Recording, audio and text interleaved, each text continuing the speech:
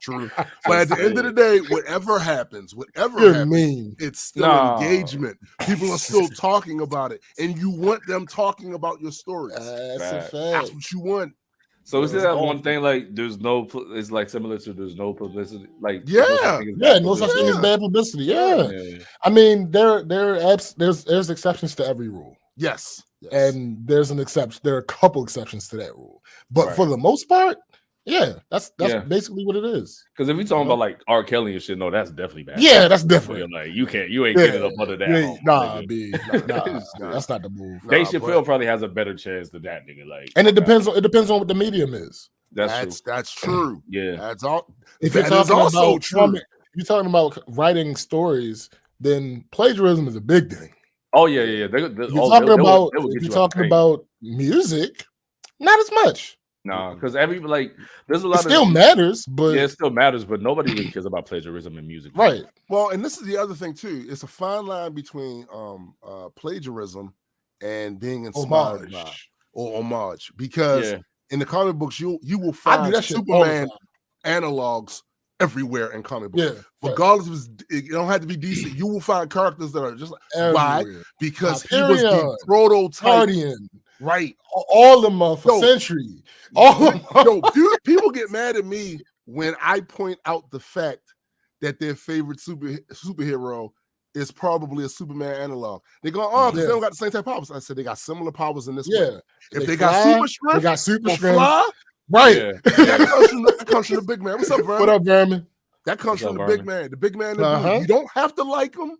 No, you gotta acknowledge the reality. They don't have to share his personality type. They don't have to share his source of power. They don't have to share all that. None of that. But if they fly and they got super strength, guess what?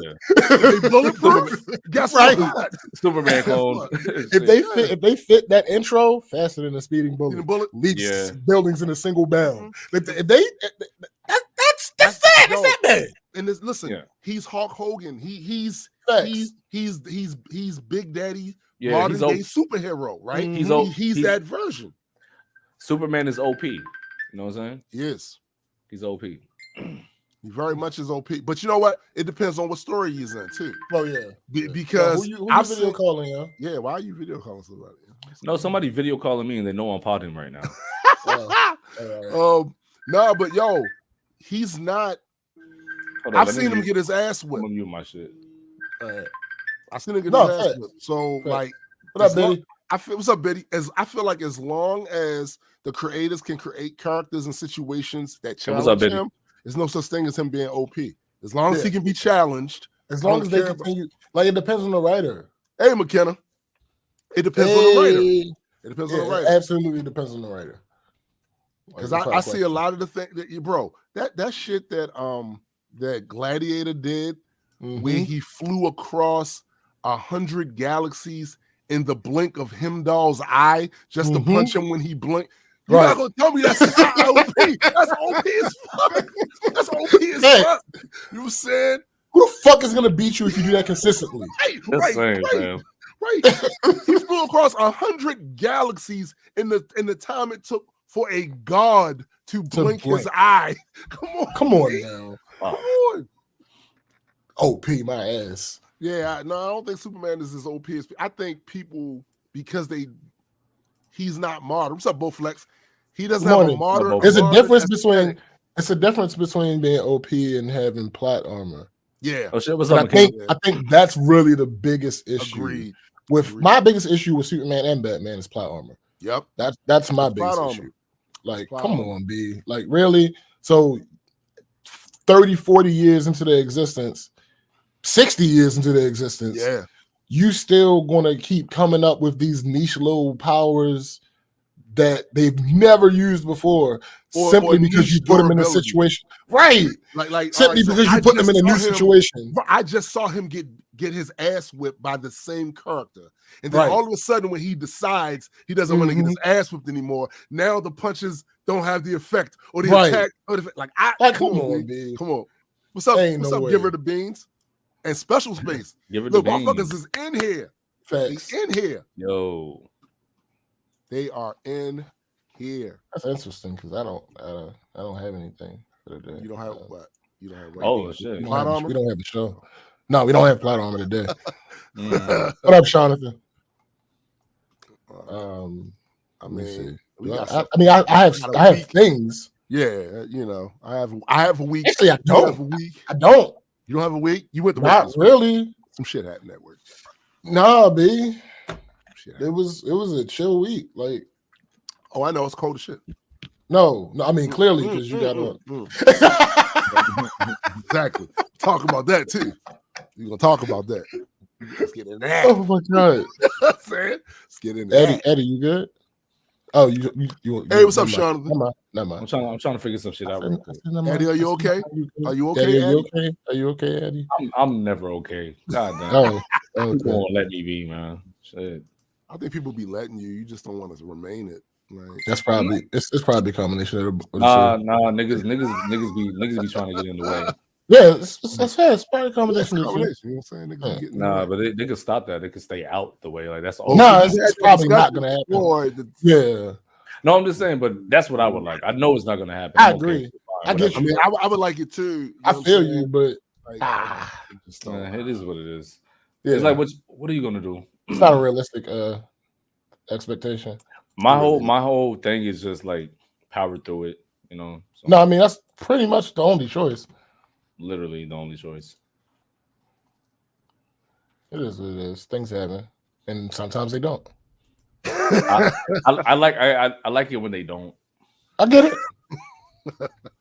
I absolutely get it. Oh shit! I'm looking at these game pieces. These custom game pieces that Structure just shared.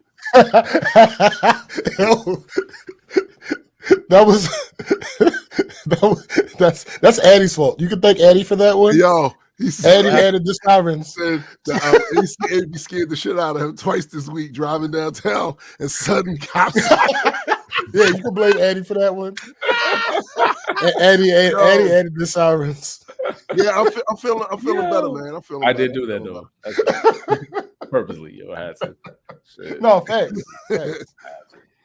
Oh man, that's hilarious. Actually, that's fucking hilarious.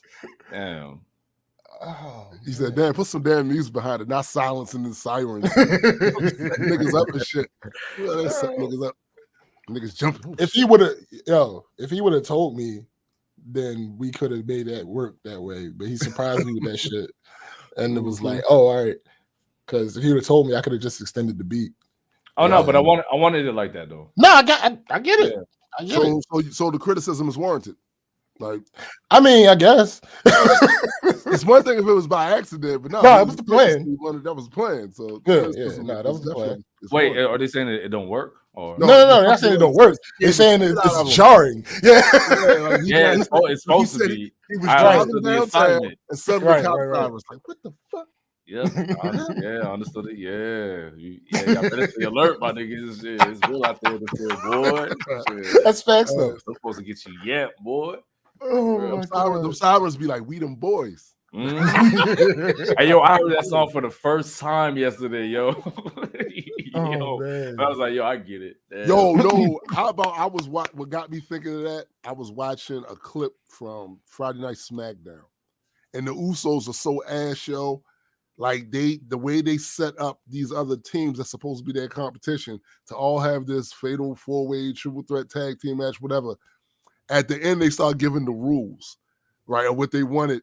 And he said the most important rule, the rule we talked about behind the scenes before we came out here, that you always must remember this rule, we them ones.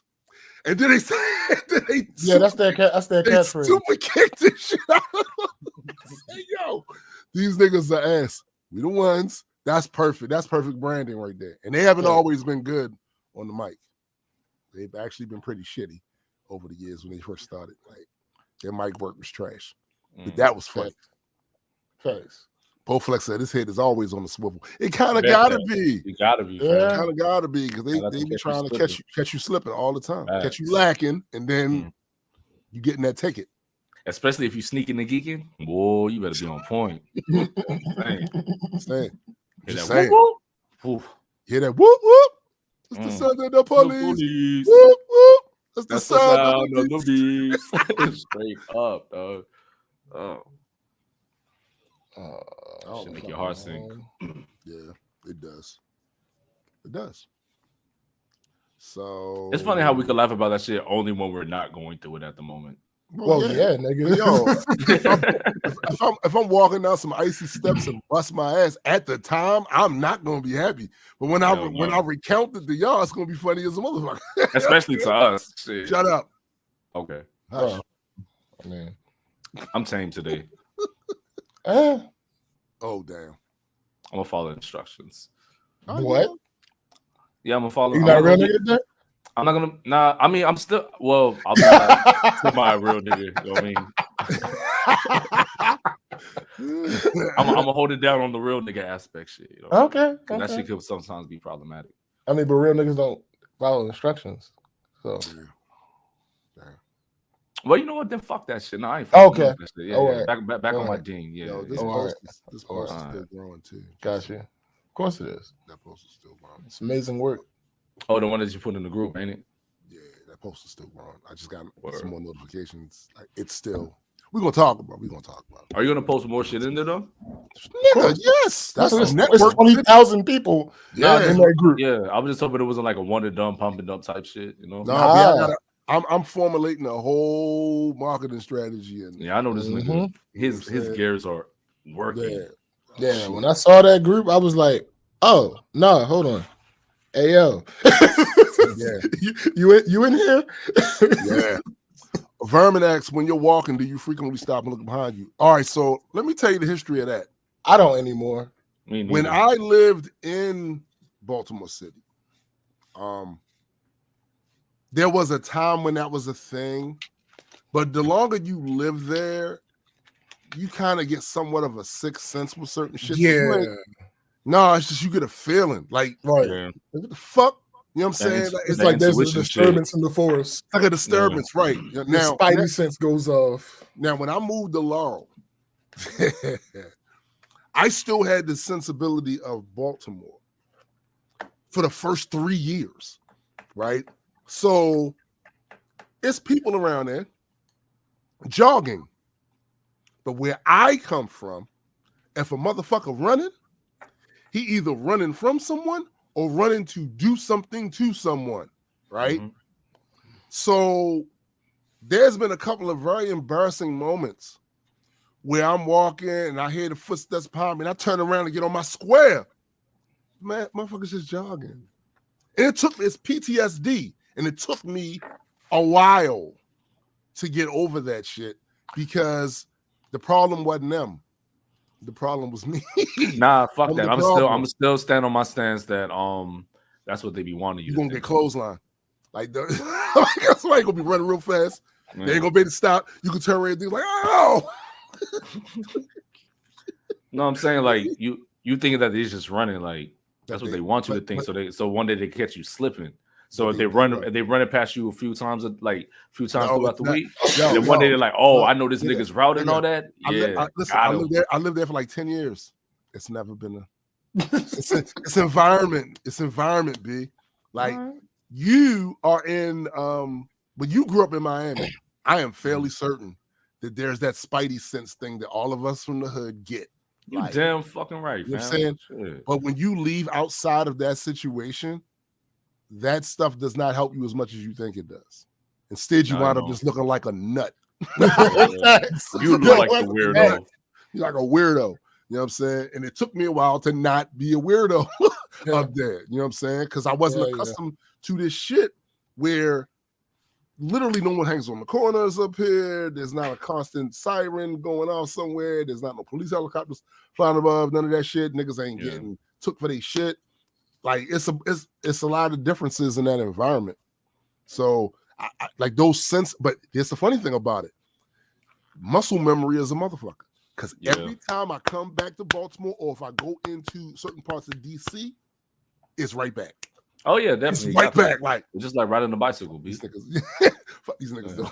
Like you know what I'm saying? Like it come right back. But McKenna said, what are icy steps, Tim?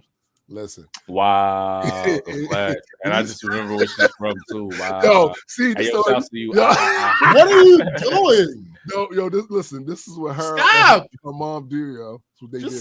Just ignore it. Oh no, I'm gonna show you what Cindy did today. Oh, happy belated birthday to Cindy. How dare you miss it? Yeah, how dare you? No, I didn't miss it. I already told her happy birthday on her page on the day. I just want to give her another shout out. The show. Yeah, bet. Yeah, you know what I mean? Show her some love. That's what's up. Damn, why now? That was fucked up, James. We'll talk about it.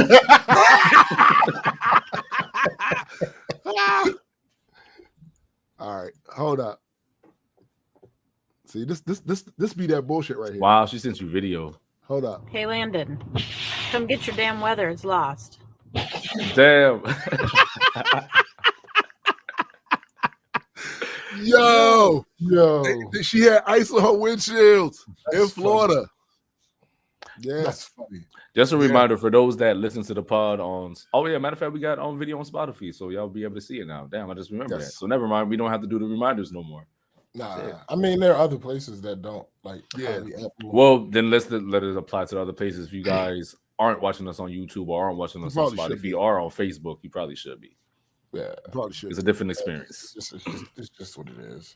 It's a natural fact at this point. Yep. Look at that. Cindy, yo, they stay trolling with that. That's okay. Because I'm telling you, one of these days. Hey, listen, no, shush. Just saying. These days. Damn, it's nice. It's nice for once not to be like the butt of the joke. You're always the butt of the joke. But not this time, though. He's like the ass of the joke. McKenna says, beachside, we really don't get the ice. Yeah, that's right, because she on the other side of where Cindy is now. Pokaluka. That's where they live. That's where she lived. Pokaluka. I don't fucking. I just made up some. Hey yo, you know what's funny though? There is definitely a neighborhood in Miami called Opelika. So Opelika, yeah. That's why I did it. Oh yeah, you been to Miami. All right. All right, shit. Shit's crazy. So we should I do the intro? I mean, yeah, I was just waiting. I was really make sense. You know what I'm saying? Yeah. I gotta clear my throat because I don't feel bad. Like my voice is still not quite where it's supposed to be at, so I gotta make sure it's huge. Me. Boo, Vermin. What do you say? Hold up. Oh, they got 2 feet of snow and ice Yo, that's trash. Boo. Walking in the winter wonderland. Oh, McKenna's in Melbourne Beach. She's in Melbourne Beach. Oh, Melbourne for sure. Yeah. But anyway, yeah, that sucked. 2 feet of snow. Don't even speak that into existence. It's supposed to snow tomorrow morning. Sounds like fun to me. No, it's shoosh. You mind your business. And that damn jaded nerd with the bullshit. Both of y'all motherfuckers. Particularly you. But anyway, but I don't like the snow as much as y'all niggas. So you have no. Shut up. Go ahead, too. No reference. I do. It snowed in 2017 here. Nigga. Tim. I have a whole video. Welcome everyone to the Black Culture Geeks podcast. This is my man SPJ. You. And unfortunately, my guy Adequate. Hey, yo, let's run that back. Do it again. Try again. And I am Tombstone, the Dead Man. And we are just a couple of geeks talking about pop culture from a black perspective. Facts indeed. Now, I actually have a little bit to talk about today for this week because it's been equal parts ass and actually inspiring, right? But I think we should probably let Addie go first. No, I mean, I can go first. Oh, okay. Yeah. Not sure. You don't want Addie to go first? Yeah, I can go first. You sure? I'm just I'm positive. Okay. No, I'm positive. Is there any way like I could like turn off his screen on my end? No, I can't see it. No, you can't do that. I get it. I absolutely get it. Right. But, okay, Cindy. McKenna said that Cindy is checking out at the store, and we'll hop on later. Word. Yeah. I don't have nothing, so go ahead, Eddie. I went. I don't have. Second. I told y'all this earlier. I wasn't joking. I really don't like. So you're still second, Addy. Yeah, I literally have nothing written down. No, it's cool, but I didn't even say no. I didn't even respond. I know. I'm just saying you're second. No, the face that you made, my guy. No, but I'm always making faces. It don't necessarily gotta mean something. Like, all right. Yeah. I'm gonna start with the fuck shit first. Mm-hmm. Okay. Then get to the good shit. So at my job, right, we've been short like 3 people because one person went to the weekend shift. I think another person quit. It's none of my business. I don't know. They just haven't been showing up no more. So that might be a thing, or they got fired. And the other person, one of their family members passed. So that means we only have like one person QAing, which is very fucking exhausting because now I have to do like 2 jobs, which I don't mind because I already know how to QA. Like I started the job knowing how to QA.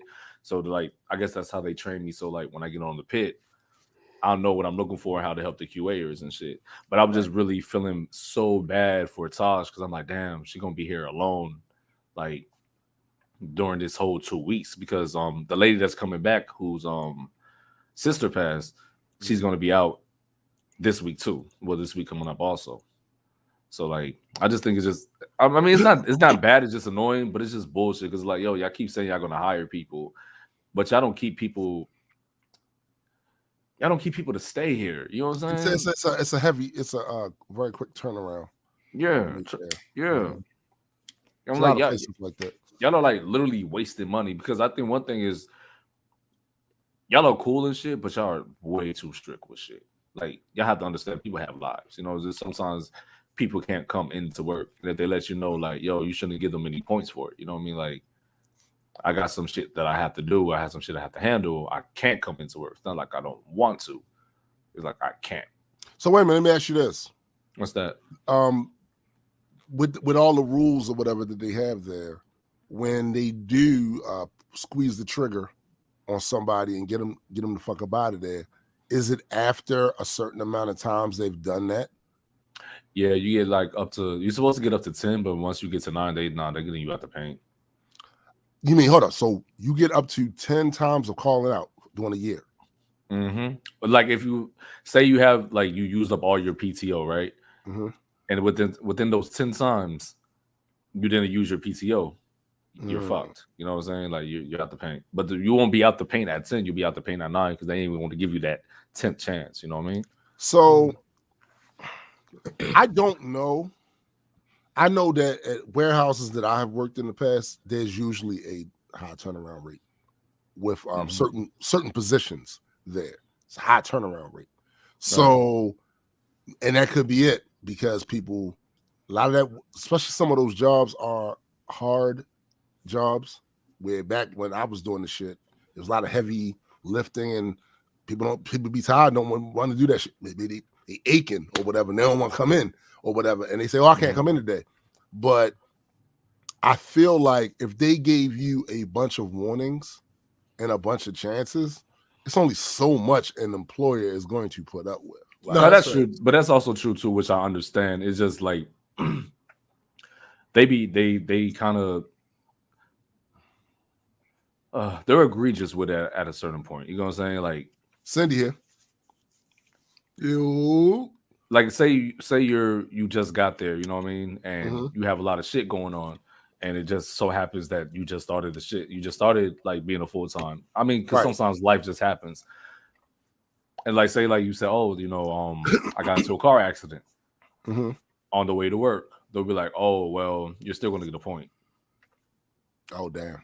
You know what I'm saying? It's shit like that. It's not like just niggas just not wanting to come in and shit. It's like, yo, people actually be going through shit. Like this one chick, she had to leave home. Well, not leave home, but she had to leave work early because one of her peoples got into a car accident. It was like, and so what are you gonna do? She's like, bitch, I'm leaving. What the fuck? The fuck? And they like, oh, so you know that means you're gonna get a half a point. Like a half a point? Yeah, because they give half a point too. So I'm like, but yo, it's a fucking emergency. Like, but I could also understand the case of, oh, but they don't actually know that. No, that's why. That's what I would do. I would just take a picture when I get there. Fuck that shit. Then bring it in the morning, and be like, yeah, here it is. That's what happened. See, this is what I be talking about. This is exactly the same thing I've seen at Special Space. He says his warehouse job. There was a heavy turnover. General people are really bad at it. Counting is hard, lifting is hard, opening boxes hard. Because that's all you do at warehouses. All you do is count, lift, and that. But to me, it's easy. You know what I'm saying? Open boxes, count, lift, and that's it. That's it. And if anything, the one thing I like about my job is like, yo, it's helping me get like more confident in my math skills. Because now I can just look at some shit and just count it up in my head. You know what I'm saying? Don't need a calculator, none of that shit. I already know how much it's going to be. You know what I mean? Right. But that was the bullshit. The good news, I'm gonna be a part of this study for it's for MUSC, I think the Medical University of South Carolina. Yeah, that's what it be. It's to quit smoking. Because y'all know. Well, yeah. This nigga. Hey, the study ain't start yet. So like, no, I get that. No, no. You have to understand our point. Like, no, break it down to me. Break it down to me. So for you to say that, and then literally just take as soon as you finish talking, listen, saying up. But yeah, as I was saying, right? So I found the little ad on Facebook and shit. So I was like, let me check this shit out. But first, like I normally do, like I check the comments first because I gotta see if it's a dub or not. So I checked the comments. It seemed like shit was good. So I went to the site, filled out the little application, scheduled an appointment for them to call me at 12 yesterday, which I'm mad at them because they were late because they called me at 12:10, bastards. But okay. No, I'm just saying. Don't be wasting my time. I can't get those 10 minutes back. Anyway, so did the little phone interview, this and that. They asked me all these fucking questions, all up in my damn business. But it's cool because like I'm getting paid for it anyway. So like whatever. So it's like a behavioral type test, like to see like what type of like what triggers different people to like smoke and all that. Like it may not just be that they're addicted. It might be like some mental thing, like they see something and be like, oh, they want to smoke. Like because one thing that I do, like if I'm watching TV and I see somebody smoke a cigarette, I end up smoking a cigarette. Right. Can it be both though? All right, so repeat the game. So no, like you're triggered. Regardless, the end game ends up being addiction. Right, like you're triggered by it, but then by you constantly being triggered by it, nicotine going to do what the nicotine going to do. Right, you know what I'm saying? But the whole point of the study is to like, yo, once you notice those triggers and those behaviors, like if you're cognizant about it, then you're like, oh shit, maybe that's gonna make me not smoke. You know what I mean? Because now I'm knowing. Not subconsciously, I know consciously, like, oh, this is what makes me subconsciously want to smoke. That's absolutely helpful. You know? So I was just thinking, like, I'll do this. It's like a 6-month program. I get paid like $10.40 not at the end of it. I get paid every time I go in to do the study and they do the little test and all that shit. So I was like, yo, worst case scenario, I still end up smoking and I get paid $10.40. Best case scenario, I quit smoking and still get paid $10.40. So I'm just like, I'm very excited about it. I really want to take it serious. I'm going to take it serious. I'm gonna stick to it because there's going to be days where, like, when I go to do the exams and all that shit, I can't smoke like the night before. Like, I can't smoke past 5 p.m., which is easy. I could do that. Like, I've gone days without smoking. Like, I've been broke as fuck and popped before, so I know what that's like. So I'm just gonna take it serious, do what I gotta do, and I'll keep you guys up to date. And yeah, that was pretty much my week. I mean, there was other shit in the week, but I don't want to talk about that shit. I'll talk to you. Yeah. It's interesting how that works with different people. Like for instance, my 2 coworkers that I go outside with in the morning, and they smoke. One of them literally can just stop smoking. Like at the beginning of the year, he just stopped smoking. Like, I don't know how the fuck he is doing this. Like, he's literally stopped. He'll go outside for fresh air, but when he goes out there, does he eventually go back? Does he? He's only done it one time before that I know of, and yes, he went back, but this time seems different. Like the time before, it wasn't a cold turkey thing. The time before, it was he was cutting down to like 1 or 2 a day. But this time, he's just stopped. And I'm like, I'm not noticing any difference in his behavior. And, you know, outside of living with a person, the most time you spend with them is if you work with them. Yeah, that's true. So, yeah, I'm not noticing any differences in his behavior at all. And it's just like, he just stopped. My other coworker couldn't stop if her life depend. Well, it does, but it does depend on it. Actually, she just couldn't, would never. Like she acknowledges that it's not good for her. She has at times she's expressed jealousy at him, the fact that he could just stop. But it's crazy how it affects different people.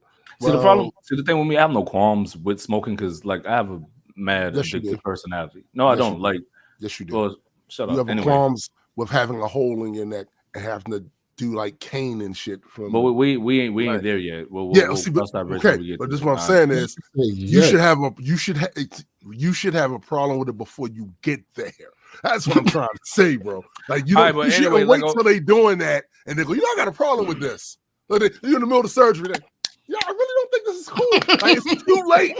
It's too late. Well, since we ain't there yet, I ain't gonna worry about it. But anyway, it's just I have an addictive personality. When I like something, I like it. Like that's just what it is. Like nothing you can say, nothing you can do. Only I could change it. Because like I used to smoke weed all the time.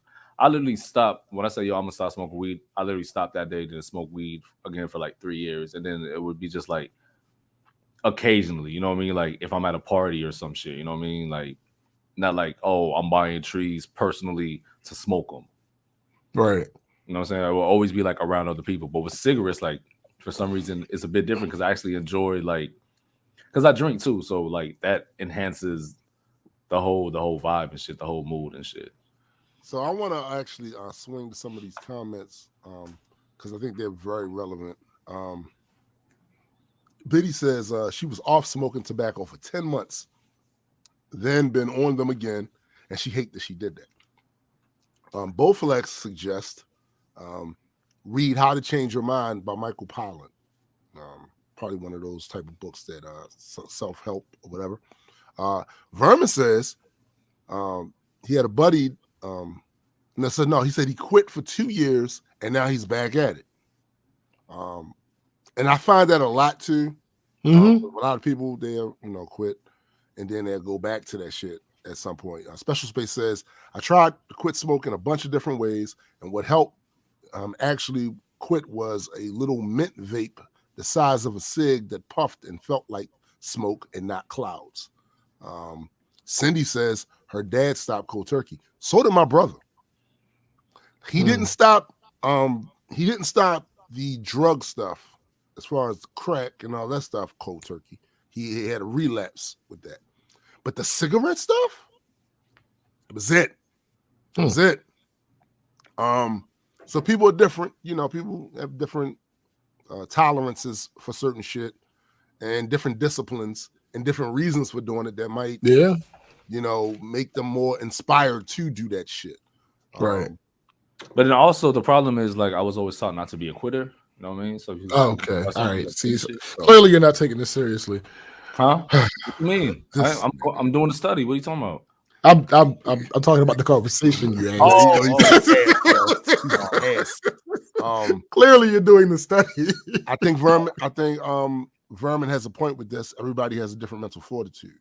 I think it depends on what your motivations is for stopping, and the type of person you are, like what you value. So, for instance, my brother, because of his religious observance, that was important to him to not partake into intoxicants. That was important to him. So that was the thing that motivated him to stop doing that shit. For other people, they really don't they may have watched enough things to see the eventual outcome and go, I don't want that. I don't want that. Nobody's going to live forever, but as long as I'm here, I want to be in relative comfort, and that doesn't look comfortable. So that might be the thing that inspires them. Some people might do it for their kids. Mine was simply asthma. Like when I was in The closest I've never smoked a cigarette in my life. The closest I've been, actually, I've never smoked anything that you're supposed to smoke in my life. The closest I did was dumb shit when we were in like middle school, like a piece of paper. And I did that like twice. And then after that, it was like, nah, I don't feel the appeal of right. Yeah, we used to do that shit too. Like when put like little blades of grass in this shit. A lot of people used to do that shit. Right. Little ass shit. Sneaking on the side of the crib.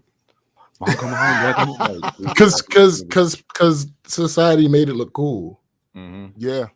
So you wanted to emulate that, and then I used to tell my old boys cigarillos and shit. The problem with him, he's like mad anal, so he would like count his shit. So like that's funny. He would know. Yes. No, it just like for me, I saw examples that I did not want to be. Like my grandfather had this cough that looked painful. And there's some cigarettes. And then my other grandfather, he literally quit smoking, but it was too late.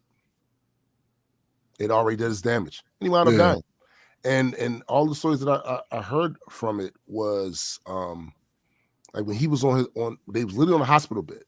He was fighting to stay here. Didn't work out. So like I seen these examples. My stepdad, that cough. Nah, B, I don't want that. So no, Bowflex, that's a fact. They hooked kids with candy cigarettes. Yes. Oh my God. And that's another thing. Thing. I got in trouble. All right, so it's two reasons. The asthma, one, but the other thing is I will never forget this. One day we walked down the street, down Harlem Avenue, to this store, and this was the only store in the area that sold these candy cigarettes. And we went down there, we grabbed a pack of the candy cigarettes. I came back up to the house and was acting like I was smoking. I got in trouble.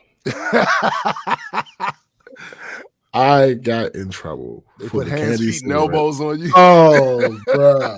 Confiscated my candy. All of my candy, not just the candy cigarettes. Right. Confiscated all of my candy. Got popped. Got sent to the room. Damn, nigga went to bookings. Damn, bruh. They ain't playing with Avoid you. the bookings, beloved. You know they was playing with you.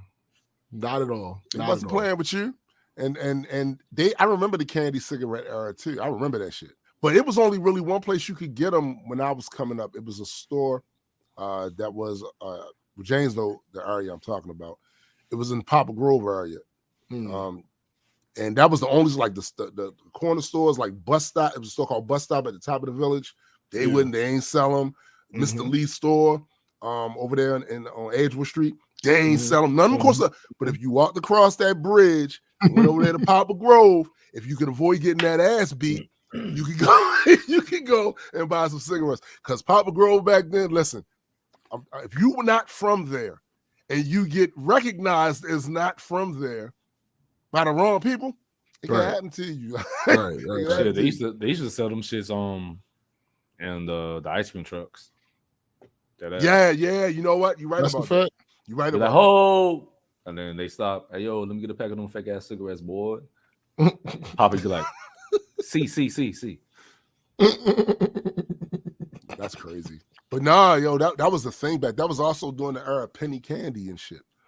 Rotten kids' teeth out their mouth for generations. Yeah. It's just a penny. You go in there with $1, come out there, bitch, with 100 pieces of teeth rotters. Like, right. Right. Out here balling in these streets. Yo, you know how much trouble nigga would get into because right before school, we would stop at Mr. Simonson's store, get the penny candy, game in the bag, go to school, you got and all day long you were playing. Till you get caught. Sneaking and geeking. You get caught because some jealous-hearted niggas see that you niggas be telling, dog. Give me some of the, can I? And then all that fucking begging, draw attention and the goddamn teacher and shit. That's still telling though, my nigga. Like, it is telling, yo. It's all telling. Like you blowing up the spot, my guy. What the fuck? I just got to a point where I wasn't giving nobody shit. I ain't giving nothing. The only people that would actually get something from me is my man Abraham, rest in peace, and maybe Levi, because these was my. But we wouldn't do that in class. Like before class, like yo. Oh yeah, give them link them up before class. Yeah, but everybody else, I ain't giving you nothing. Hey yo, that's a rule in life, yo. Get it yourself, nigga. Hey yo, you know what my name for my internet browser? Not my internet browser, bro. For my internet shit is. What's that? Get your own, brokey. That's funny. Yeah, that's funny and petty at the same time. Congrats. Yeah. It works. So my week was equal parts ass and inspiring. So you? Yeah, that's what he said that earlier, and that's what I was thinking. Like, Shoosh. Why you got another cigarette? A fresh one. You just got finished. Now you got another fresh one in your hand. What's going on with that? You just got finished. What's your week was like? So, as you know, it's the middle of winter. It's job cold outside. So, of course, this would be the time for the furnace to go up. Perfect timing. Now, this has actually happened before, not at this place, but when we was in Laurel. And at that time, you remember that? We went, we wound up leaving to go to a hotel till they got that shit fixed. Because damn that. Well, this time, the furnace messed up, and I think it's because I was telling these guys earlier. I think it's because they put in a new thermostat, but it's one of these new advanced high-tech ones you can control with the phone. Your furnace is older. The furnace is old. Yeah. So I think it's too much of a disparity in tech level. And it worked for a while, but now they don't want to communicate. None of that. So we've been around here with heaters. Good thing y'all not sick no more. Facts. We're around here with heaters in everybody's room. Y'all walking around with burners? Why are y'all walking around in the house? No, but y'all in the house. It's PG County though.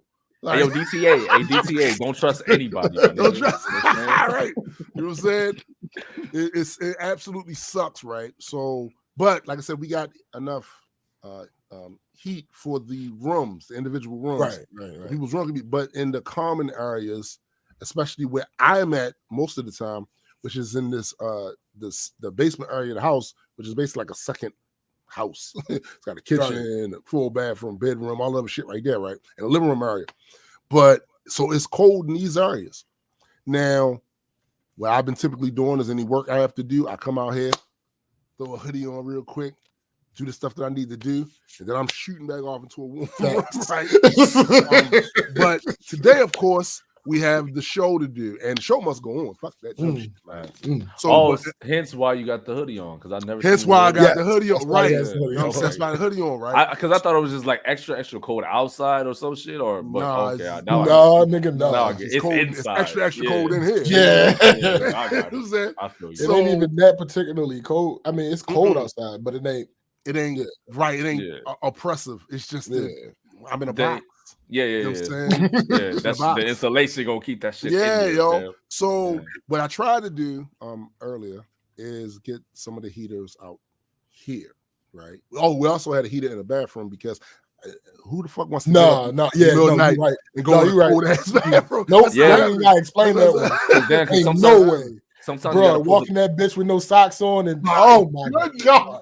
Oh, sitting down that cold porcelain. Nah, B. No, B. I was just saying. I was like, you don't want a nigga kill you while you're on the toilet, so you got to keep the blicky on there. But you talking about space heaters? No, not that heater.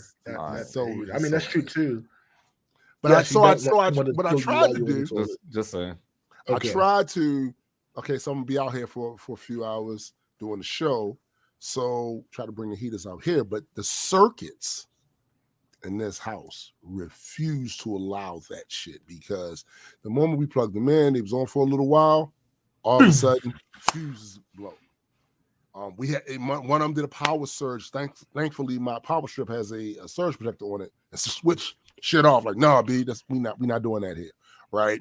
But that sucks. So I'm out here right now. What the fuck? Good of the show.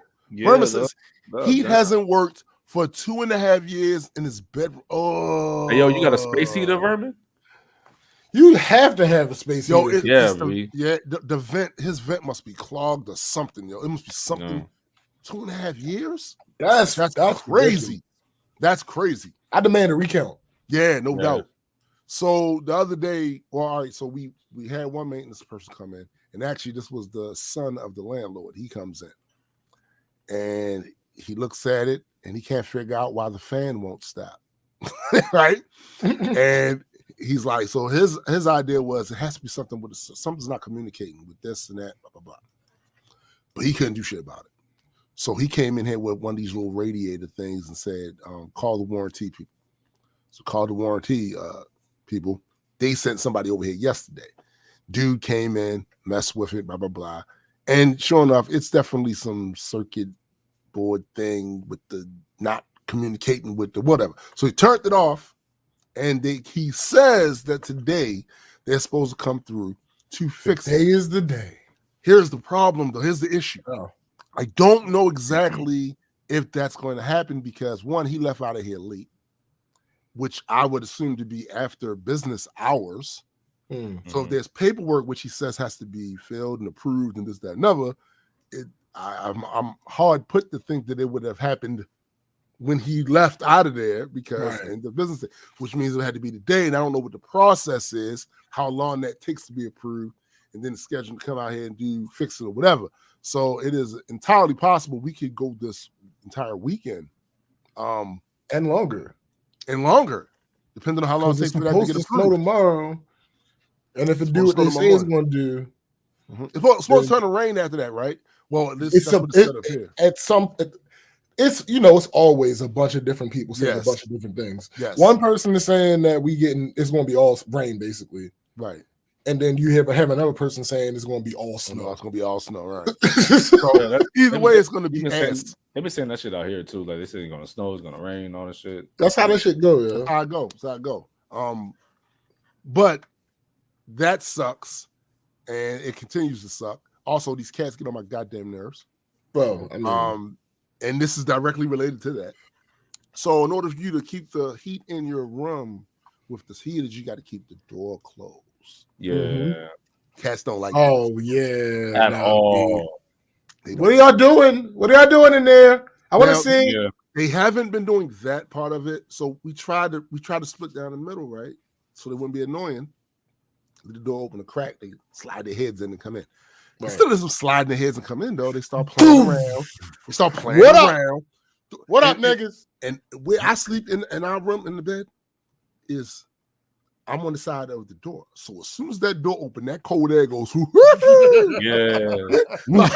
what you all that shit. Fuck. So that pisses me off. And then I get to the point I'm putting all of you out. I don't care if you fuck out. They out. And it just sometimes one of them gets smart and go, no, I'm not going. It's warm in here. I'm chilling. I'm chilling. I'm gonna lay down here on the bed or whatever, or on the windowsill, and fuck that. But it just so happened that some of them they get jammed up out here. Now they can go upstairs. That's where they could go because it's a little warmer up there. But you're not going to be opening this door back and forth in the middle of the night. No, we ain't doing that. We're not doing that shit. So the funniest thing for me is getting up out of the room to have to go to the bathroom in the middle of the night, getting out of the warm room, having to negotiate my way through all these cold spots to get to that bathroom. Hey,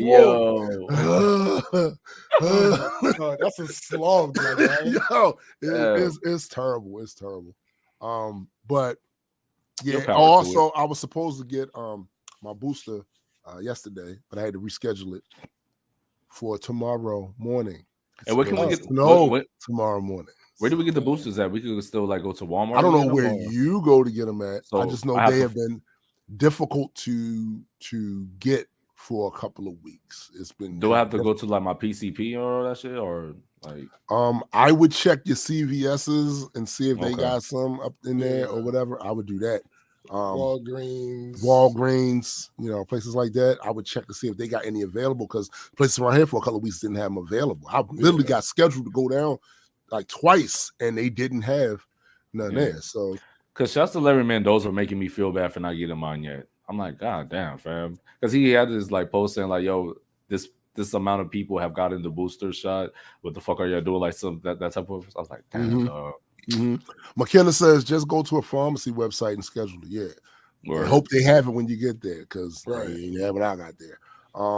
So that we'll see what happens tomorrow morning. I'm gonna go get that. Try to go get that shit tomorrow morning. Hopefully the weather won't be like super fucked up. But even if it is, the place is not that far from me. Right. Not that far. But I'm going to still go out there and do what I got to do. Now, on to the good shit. So those of you who've been, of course, following my page and saw the video I put up there of the comic book that they sent us to show us, you know, the physical thing. So we had that delivered and it came here this week. So, excuse me for a second. This nigga extra. I hate your God. Listen. Each individual. What I have here. You're also right. No, you're also right. Exactly. No, he is. But still, that nigga like he actually put the gloves on because he cold, y'all. Don't let him fool y'all. Nah. I have thicker gloves for that. Nah. Did he slap it on? Did he slap them shit on like a surgeon? No, yes. Listen, it's surgical with this bitch. Even though this is the sample one, it is still officially the first like physical comic from Majestics, right? So this is gonna hold a place of prominence, and I don't need for a bunch of the oils in my fingers to fuck up the pages and all that. No, because I'm going to wind up eventually putting this in something, and it's going to have a place of prominence somewhere, you know. Thanks. But as you can see, it's just it's gorgeous. My name's in there. Yes, your name is on here. As is the name of several people that are watching now live. Lord McFlexington.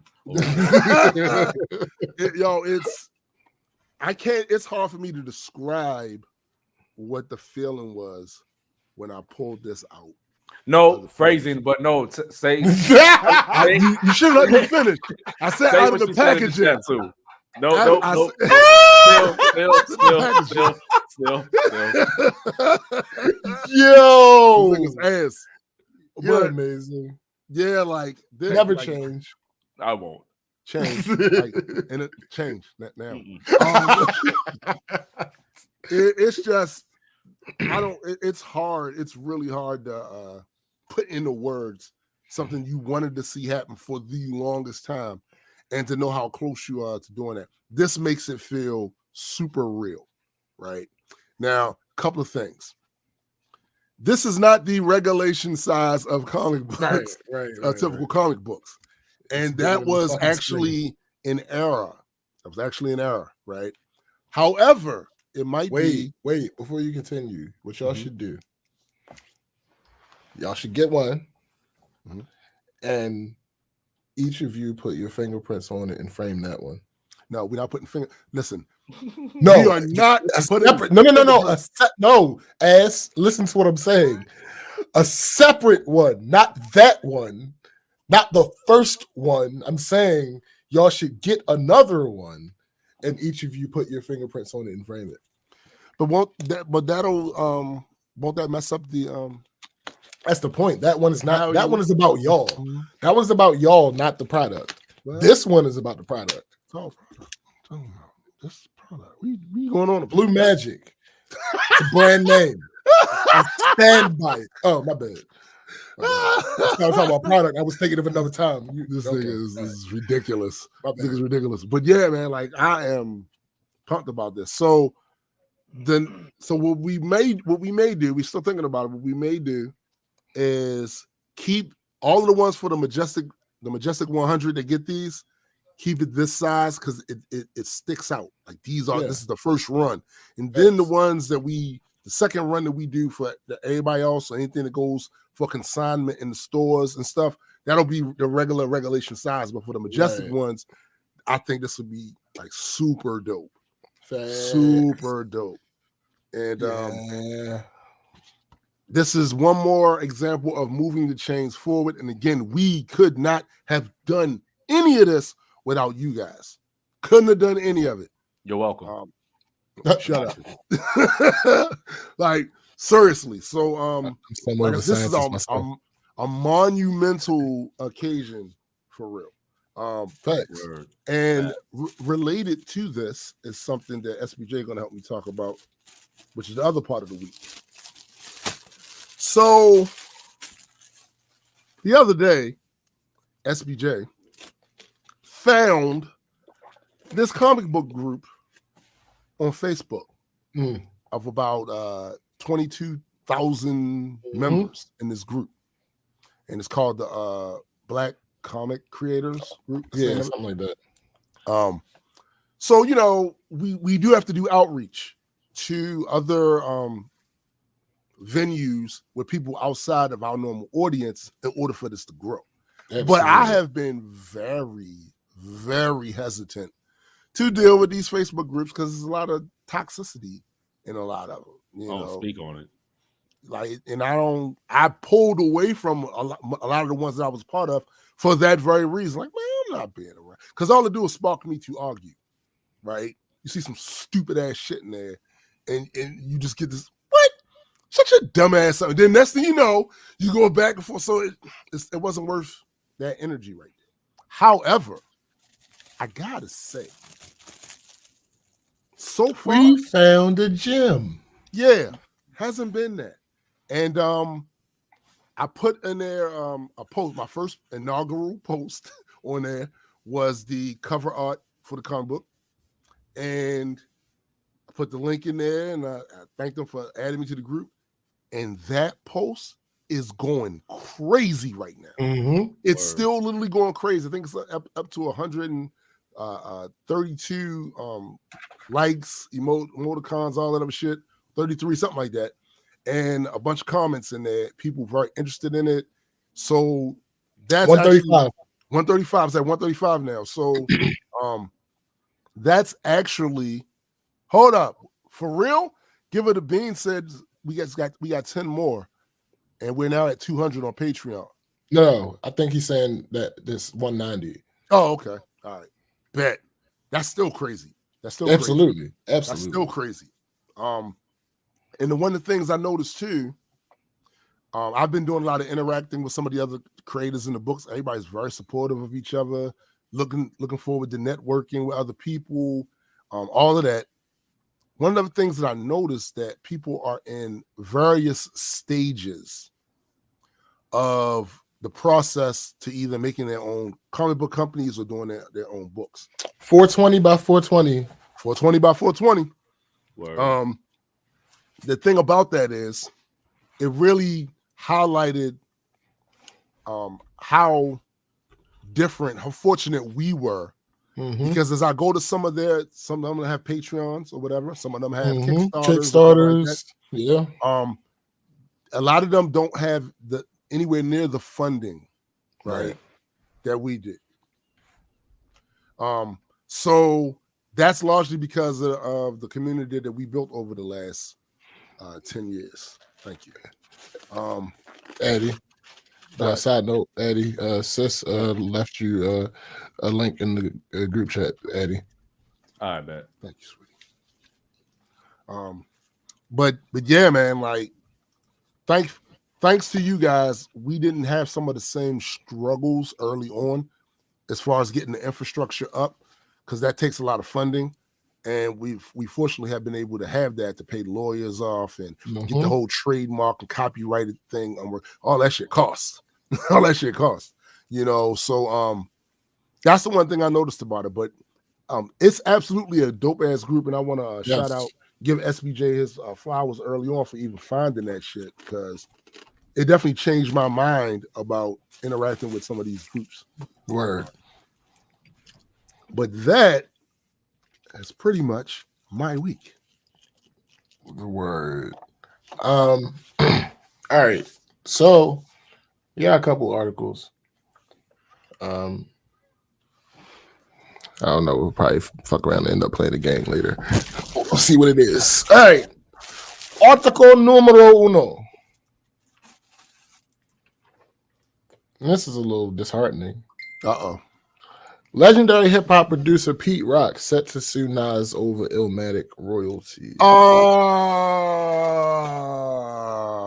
damn it.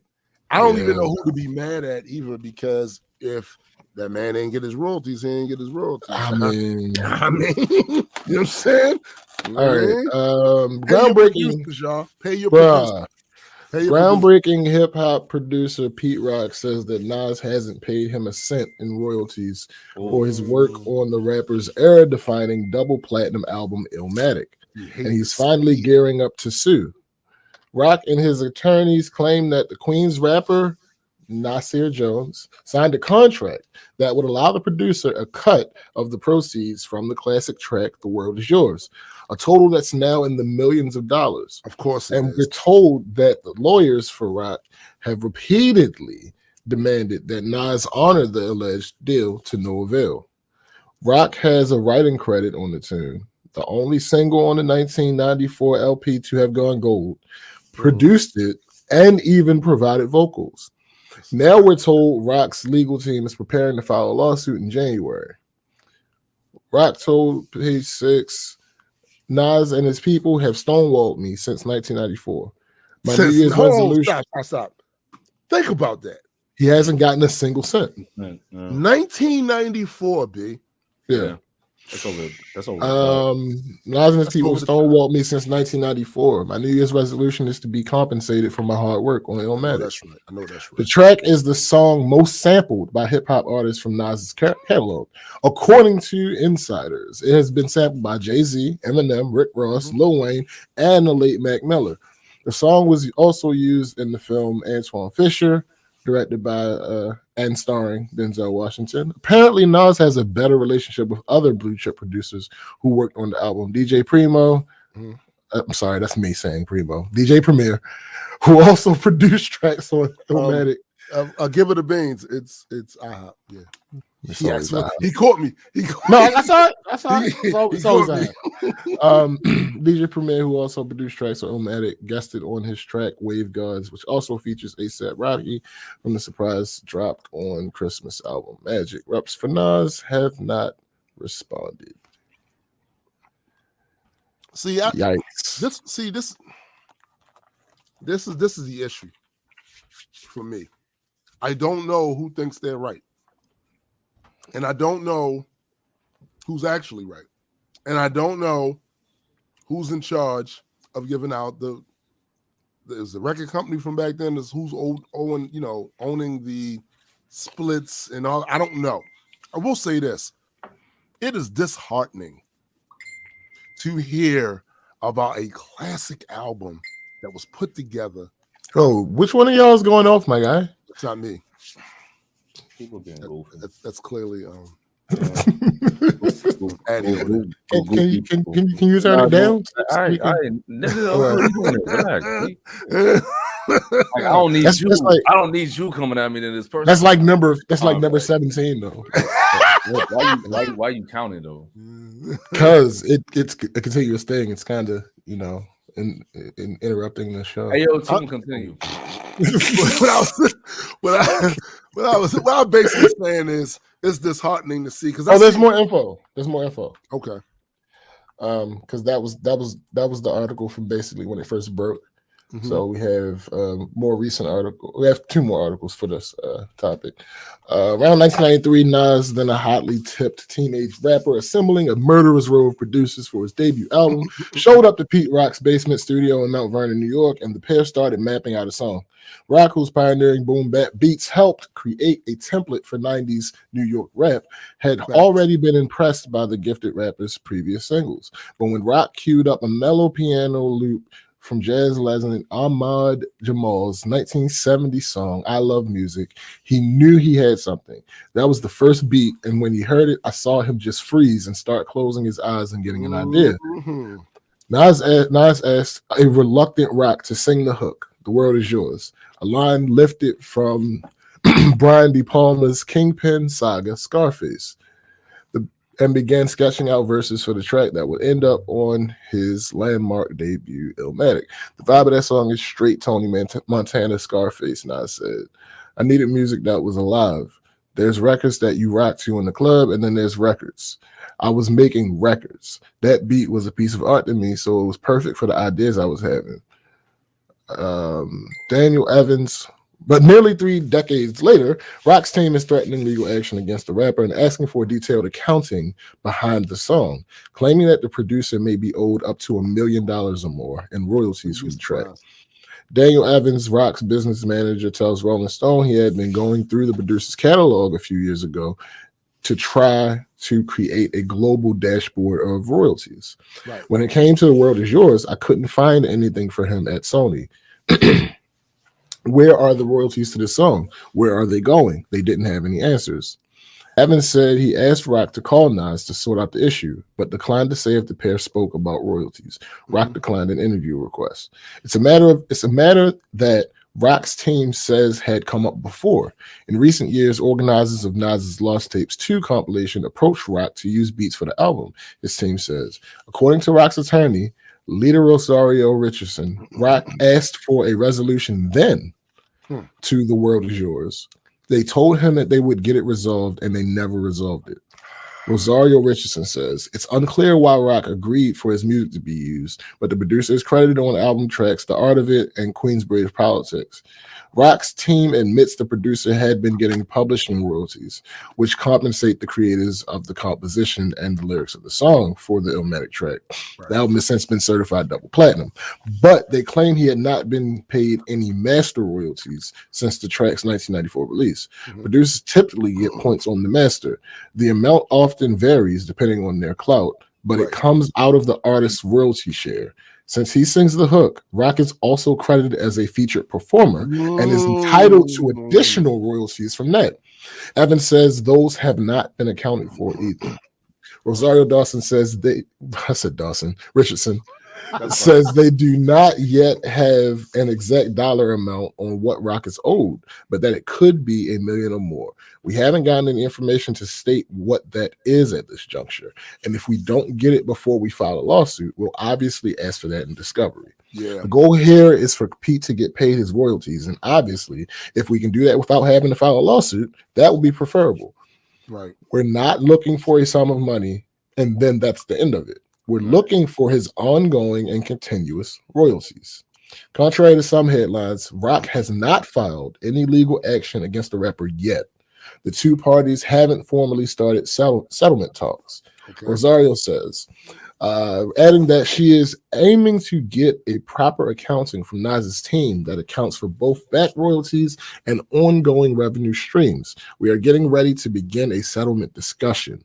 They're going to have to give us some accounting for us to know what's going on. Yeah. If we can't come to something agreeable, then we'll have no choice but to file a lawsuit.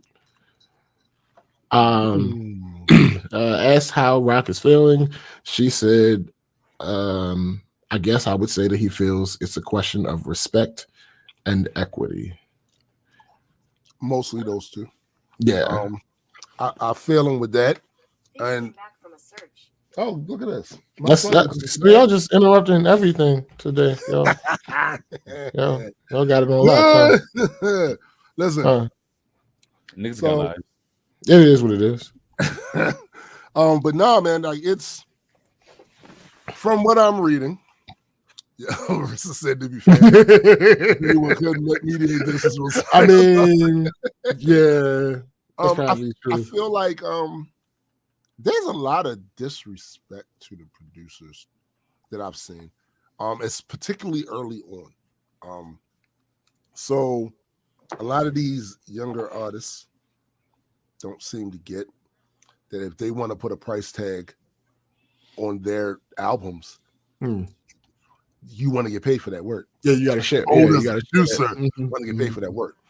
But the dividends years has gone by. A lot of years gone by. Yeah. But if they didn't understand that early on, there's got to be. Come on. It'll be 30 years in 2 years. Right. Yeah. Like 30 years of royalties on top of the samples and all that. So, all right, here's an editorial about it. Have you ever been reading an article that seems straight out of a time capsule? No. So much so that you check the date and make sure that whoever runs the site didn't publish an archived article to play with your emotions. That was me this morning when I happened upon an article alleging that lawyers for Pete Rock told him that he intends to sue Nas over unpaid royalties. For fact's sake, Illmatic, the seminal debut album from Nas Jones, often viewed as the greatest hip-hop album of all time, was released on April 19th, 1994. On April 1994, roughly 28 years ago, I was a 14-year-old freshman at Bob Jones High School living in Madison, Alabama. The song was released as a single in May 1994. Pete Rock is now set to sue Nas over royalties he's reportedly owed from a song he hasn't been paid for that is 28 years old. I have so many questions. Thankfully, I have the space to get these questions off. Right. But first, let me share. Sharing is caring. Pete Rock is my favorite hip-hop producer of all time, purely because he produced They Reminisce Over You. Troy. Hands down, my favorite hip-hop song ever. Notorious B.I.G. is my favorite rapper of all time, but I mean, Nas is Nas. And when Nas goes off, as he does on all of Illmatic, it is truly a thing of beauty. I still listen to it, ain't hard to tell, like it came out yesterday. I too tried to sneak an Uzi on the island in my army jacket lining. None of that is true. I had a boss that tried to sneak in some Uzis. My first trip to New York City wasn't until 2001, but I wanted to give it a whirl when I first heard Nas say it in 1994. The World Is Yours is one of my favorite hip-hop records. It features my favorite producer during his peak years with one of hip-hop GOATs, dropping some understandably smooth shit. Good gracious. Point is, I'm a fan of both artists and very befuddled by this news. Just so we're clear as well, if Pete Rock has an agreement that says he is owed money, it doesn't matter how many years have passed. He is entitled to get it. Without further ado, here are my questions. Number one, how, Sway? Seriously, and I mean this with all seriousness, how in the hell does Pete Rock go 28 years without receiving any payment from one of the seminal records he's been a part of? Has Nas just told him, I got you, bro, I'll call you tomorrow? Every time he's seen Pete Rock? 28 years? I imagine I got you on the come up, bro. I imagine they've seen one another many times over the years. Question number two, if true, why hasn't Pete been paid? According to the article, Pete and Nas had an agreement, presumably with lawyers involved, that entitled him to payments for the record. Hell, Pete has a writing credit on the record, so he didn't only produce it, he presumably has some publishing tied to it. How in the hell has he not been paid at all? Which is more of a Pete question than a Nas question, and that has been answered in that second article that gave more information. He has gotten publishing royalties. Right. He hasn't gotten master royalties, and he hasn't gotten some performance money that should be due to him. Right. Number three, does Nas know this? Like, does Nas actually know that Pete Rock hasn't been paid? Basically, when Nas heard the news, was he surprised and placed a phone call to Pete to clear up the situation? Or was Nas like, I'm trying to worry about my brunch on Sundays, and here this dude goes again? Considering how active Pete... In Nas' defense, brunch is a pretty important deal. Okay. Considering how active Pete Rock is on social media, of course you would say that, and particularly Instagram, he's up to date. Okay. He's up to date. Well, I can't because I'm reading. He's up to date with all anti-vax conspiracy theories. The fact that he has, as of this writing, yet to address this means that both the Page 6 article is true and that Nas hasn't reached out about it. Right. Number four, is this why they haven't worked together since? Dr. Dre said, some say the business... Oh, no, he said Dr. Dre said? So now he quoting Eminem lyrics now? Yes, I mean, he can. He's the article writer. He can quote. Some say the business end of this shit can turn your friends against you. And while I don't know if Nas and Pete were ever really friends, good question too. It is telling that they haven't worked together again. Mm-hmm. Pete Rock has beats in 2019. The Lost Tapes too, but... who knows when those were made? My guess is they've been sitting around for decades. Question number 5. Did Pete get paid for producing the beat for The World Is Yours? I've never heard or read a single interview from Pete who has happily spoken about the word is yours, talking about not getting paid for the beat. So I presume he was paid for the beat up front out of Nas's budget for Illmatic. That makes sense, since what's at the heart of the alleged lawsuit is royalties. Question number 6. Did Pete recently find out or realize that he has this agreement and tried to get paid and was rebuffed and is now suing? That question was answered in the second article. They've known for a while. So next question. Is that why he's filing his suit 28 years later? No, that's connected to the last question. Yes. Question number 8. Is Pete actually about to get paid? That's an interesting question. I guess time will tell. If he's owed money, any money, much less millions of dollars, I hope that Pete gets his money. Yeah. That's why artists get lawyers to handle their affairs, so that two dudes creating magic don't have to worry about any back and forth, which is kind of what makes this surprising. If he isn't owed any money, and I can't see why he'd be willing to bring a lawsuit if he wasn't, then, well, what an odd thing to do. What I do know is that The Word Is Yours is one of Nas's seminal works, and that's proven by how often it's referenced, used, etc. It has been around, and maybe that's why Pete is going after the money now. I hope these two legends manage to keep this low and just let the business handle itself. Question number 9. Will we ever get a Nas and Pete Rock project? Hold on. Marissa said, before we get into that, she said, quoting Pete Rock, vaccine shit is real stupid. How you giving vaccine to people who aren't sick? First, let that marinate. Because how do you say you don't understand what vaccines do without saying you don't understand what vaccines do? Second part of her quote is, maybe Nas thought he wasn't broke, so he did. Wow. I mean, the question, will we ever get that's not broke? Shut up. The question, will we ever get a Nas Pete Rock project? The answer, this is really what most of us care about. One can only hope. Do we? No, I'm not particularly clamoring for anything. Me either. I don't remember asking for. Not that I would turn it down. Yeah, I'm just saying I don't remember asking. There's not a fever pitch. Yeah, right. Yeah, there would be acceptance. Sure, yes. I would absolutely check it out. Right. But no, I'm not like, oh man, Yeah, passing by and we still haven't got another. But for this, right, we could have right. No, I don't. I just want him to get his money. I want him to get his money because he's owed his money. Because he's owed his money, and again, it's a bias because I'm a musician, recording artist. Yeah, facts.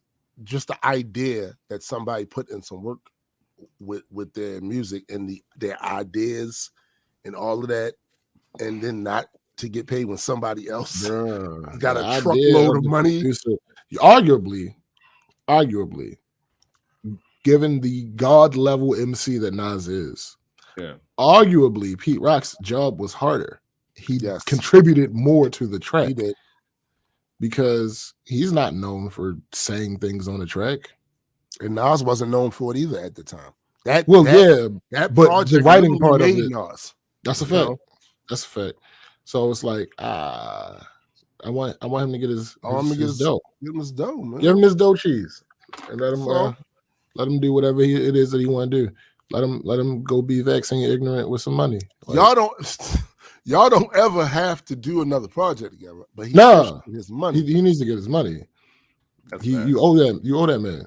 Don't really. Well, you may not owe that man, but we don't know. Somebody owe that man. Yeah. And maybe if Pete get his money, that'd be enough for him to shut up about that vaccine ignorance. No, that's not gonna happen. I'm saying maybe he can go about his business and retire. And no, that's fine. Retire from social media. He don't need social media. He really how humans work. It's just not how humans work. Given the fact, again, and on top of that, given the fact that he's gotten publishing royalties, he ain't hurting. Right, that's true. He don't need it. No, he don't need it. Hey, you can't. It's principle. It's principle. No, I just told him he don't need it. He didn't need it. No, he don't need it, but it's principle. It's principle. Yeah. It's the principle. Fuck out of here. Like he don't need it.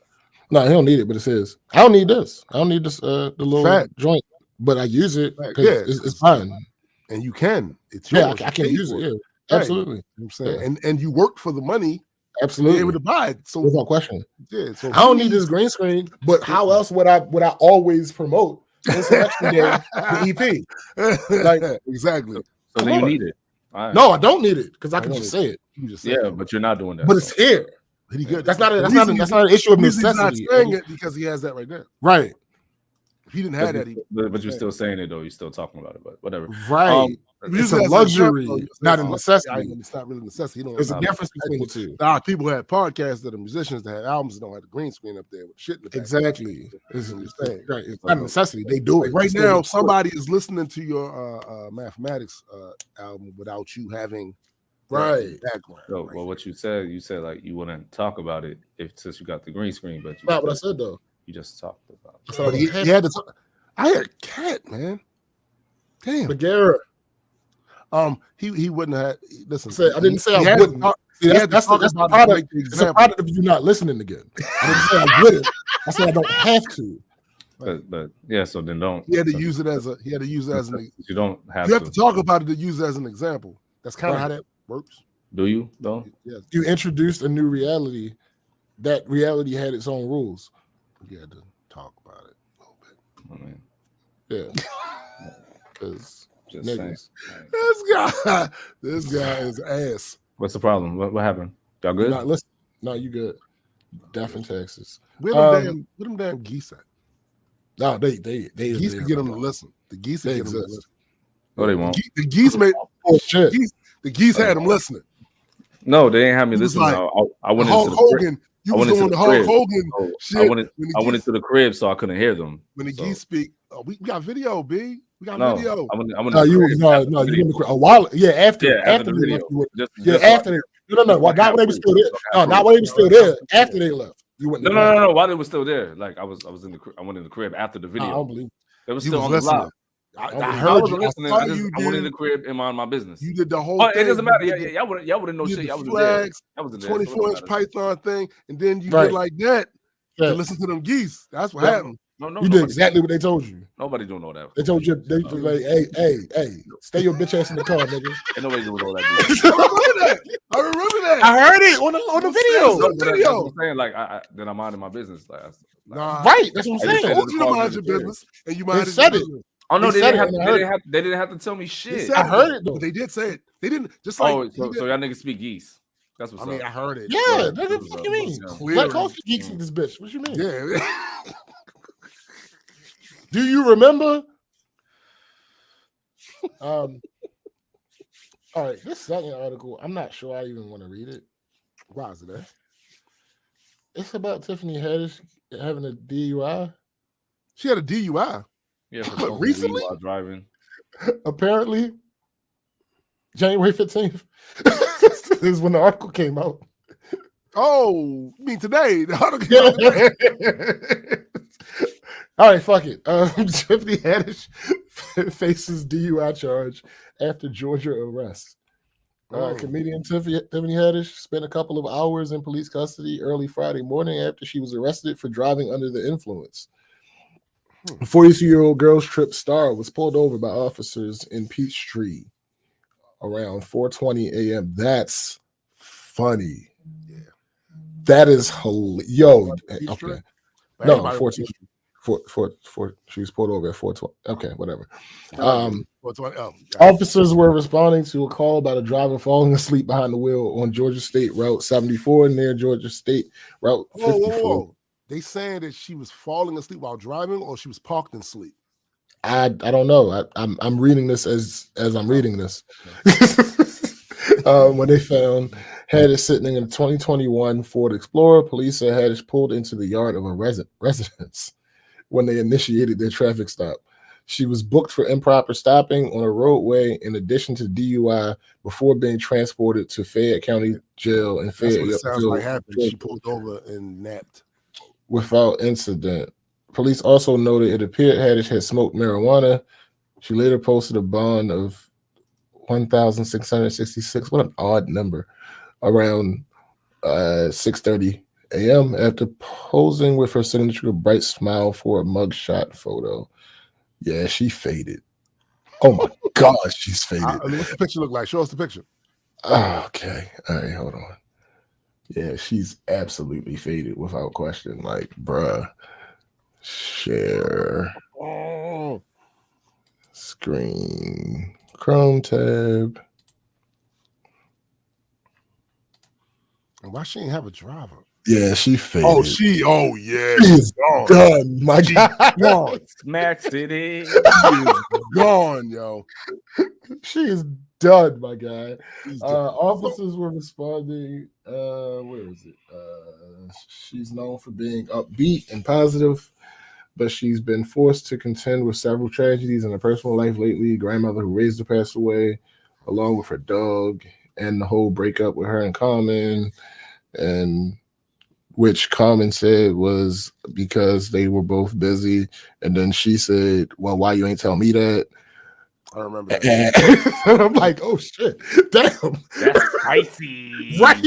For somebody to be like, you're both public figures, and the guy to be like, yeah, we just, when the world started opening back up during the pandemic, we started getting back to work. We realized, our schedules didn't, work out with each other the right way. And her response is, that's not what he told me. Ouch. She's like, that nigga what meme? Right. Yikes. That's it, basically. Okay, so a couple of things on that. I would just like to ask, Tiffany is making some money now, right? Oh, I mean, yeah, she why not get a driver? No, it's not me coming down on her, but why not just get a driver? Some people like driving, but if you know you're gonna drink and do all of that stuff, and you have the money, it's not like you don't have the money to do it. You got the money to do it. Like, it's one thing, look, people, and it doesn't stop you from liking regular folks. That's true, but what you, I know one thing you don't like articles like this. To be fair, we have to hear both. Well, sure. Some people drive better when they're like intoxicated. Okay, so shut up, Eddie. We're not gonna do right. That's the equivalent of us giving anti-vax misinformation. We're not doing that. We're not doing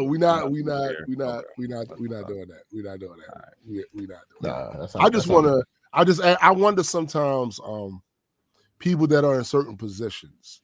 See, again, we're not talking about a regular 9-to-5er ham and egger person that don't have options and also don't have a public perception that they're trying to really craft and curate.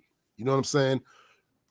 It always shocks me when I see people that are in the public limelight to a certain degree not curate. I'm about to shut this shit down. Their thing. You know what I'm saying? Shut this shit down. You're arguing about an ape picking what is the smart thing to do versus what they like to do. I do that every day. Right. And smart. That's smart. You know what I'm saying? I do it every day. Every day. My point is that's not how most apes work. But that's my point. She's not. No, nigga, stop. No. No. The variable you're using is her ability to have that changed. That's not what I'm talking about. No, that's not what I'm talking about. I'm talking about being cognizant of the fact of who you are and having seen examples of this numerous times before. But that has nothing to do. It doesn't, because she wants to drive.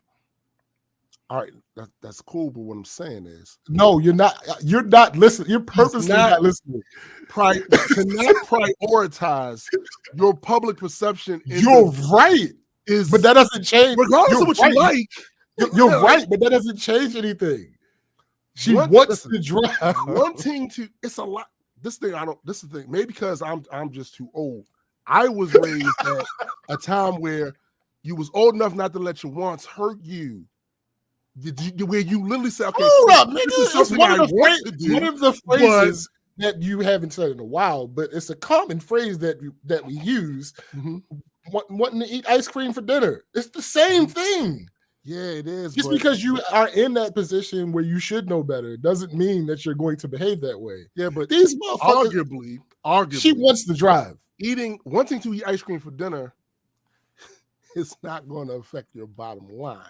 It could. What I'm saying is, if you appear to be in Hollywood, if you appear to be not stable or constantly getting into some certain shit, you can lose work because certain producers and directors will decide you're not worth the hassle. I'm doing too much already, and then I have to fuck with this temperamental, always in trouble, doing whatever actor.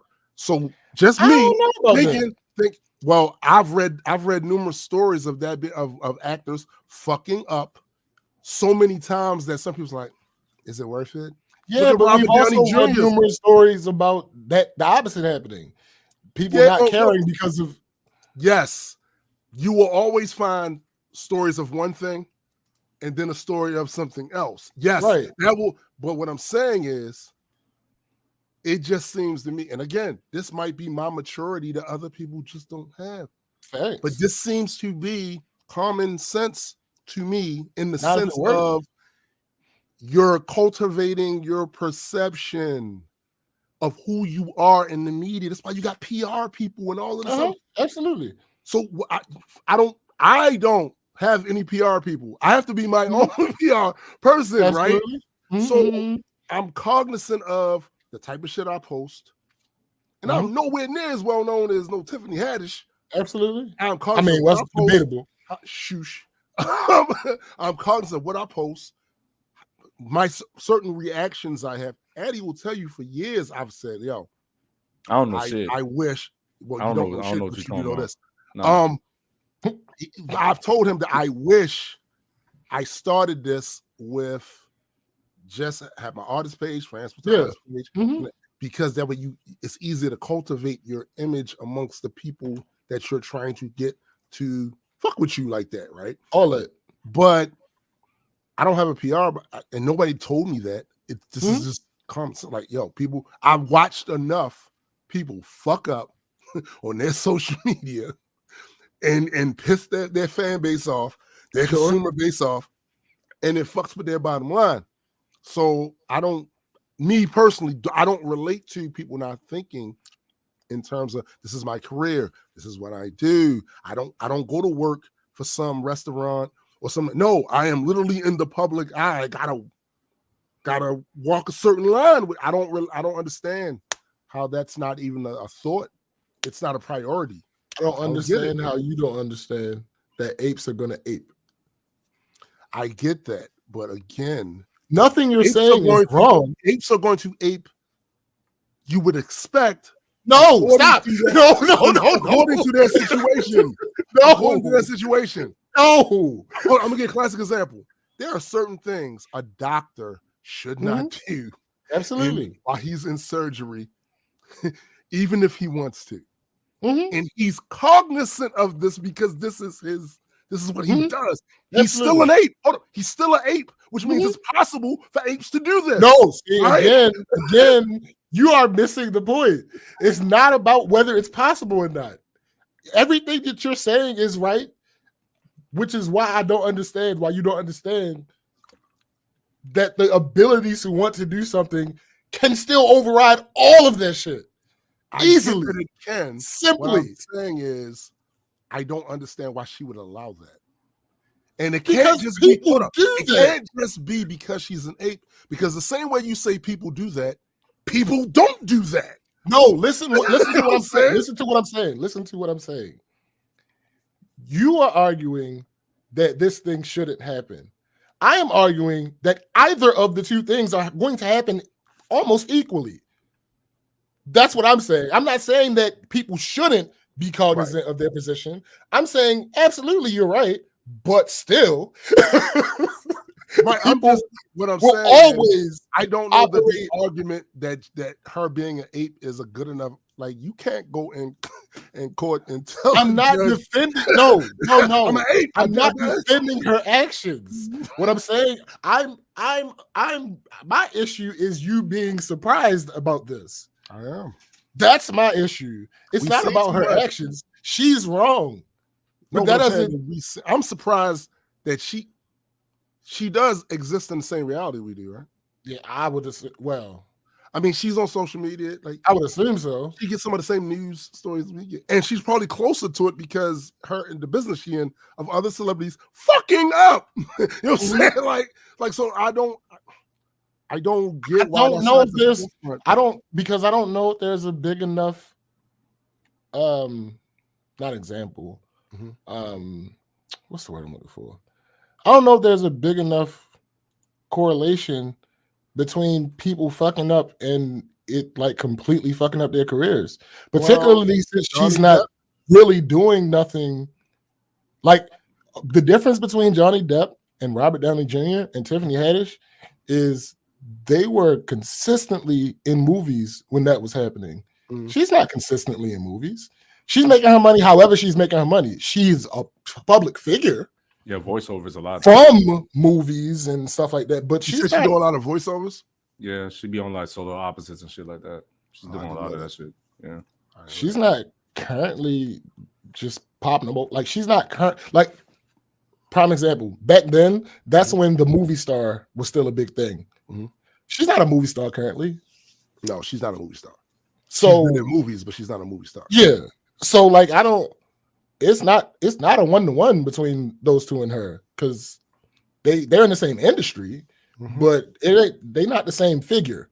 No, their level of success is not the same. Their level of but I'm not even talking about level of success. Even if I think that has something to do with how many movies you get. I really do. I think if you're a bigger name and you go for something, what if she doesn't want to do movies? That could be it. We don't know whether or not we don't know what. That's what I'm saying. That's what I'm saying. I'm accounting for the unknown. Right. You're accounting for the known. I'm accounting for the unknown. I don't know because I don't know. I can't account for the unknown because I don't know. You can. No, I can't. By allowing things. That's how you account for the unknown. So I don't know if I don't know. Okay, because I'm not like I've never talked to her. I don't know if she likes driving. I'm just saying it's possible. Okay, she might like driving, and yeah, you're right that it shouldn't matter if you like doing it or not. Other things should take precedence. That's my point. I get that. I like a lot of shit. I know I should be fucking doing and I don't do it. Listen. I like a lot of shit that I probably shouldn't be doing, and I don't let people know that I do it.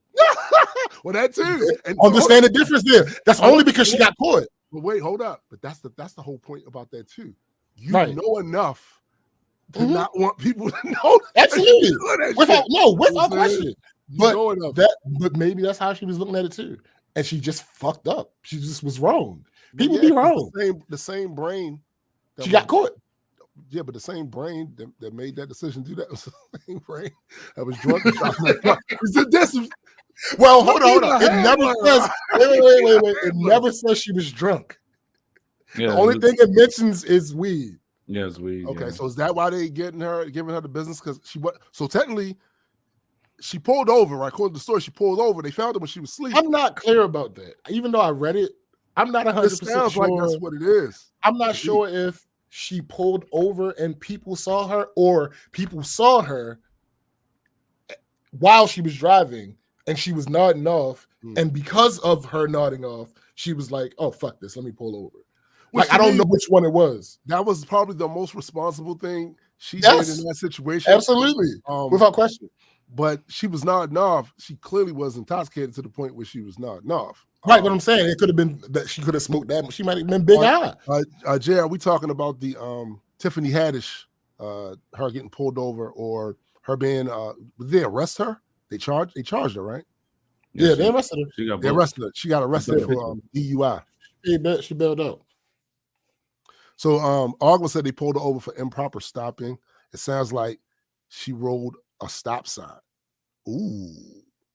That's what I'm saying. See, I don't know exactly when it says she stopped in someone's driveway, but it doesn't say they found her in someone's driveway. And Ogden also saying they said somebody thought she might have been sleeping. See, so she was. We don't know if she was sleeping. Somebody thought she was sleeping. But yeah, no, she fucked up. But look at Joe. That picture told every. It told. No, she's clearly gone. She was nice. She was nice. Like she was feeling that shit. Not going to do is act like she was nice. No, she was nice. Regardless of the situation, she was definitely impaired. When you look like that, you shouldn't be driving. No, that's a fact. Listen, you should not. There's no way in the world that you should be stepping behind anybody's wheel. No, that's not. Nah, B. You should not be operating any type of shit, even your phone. You should not be. No, when you're that, I have to do a public service announcement about that shit right there because something happened recently with somebody calling my phone. Oh right? God! Do not. When you are inebriated, doesn't matter. It doesn't matter off of what. When you are inebriated, don't pick your phone up. I'm going to make it my mission to get drunk and call you. Listen.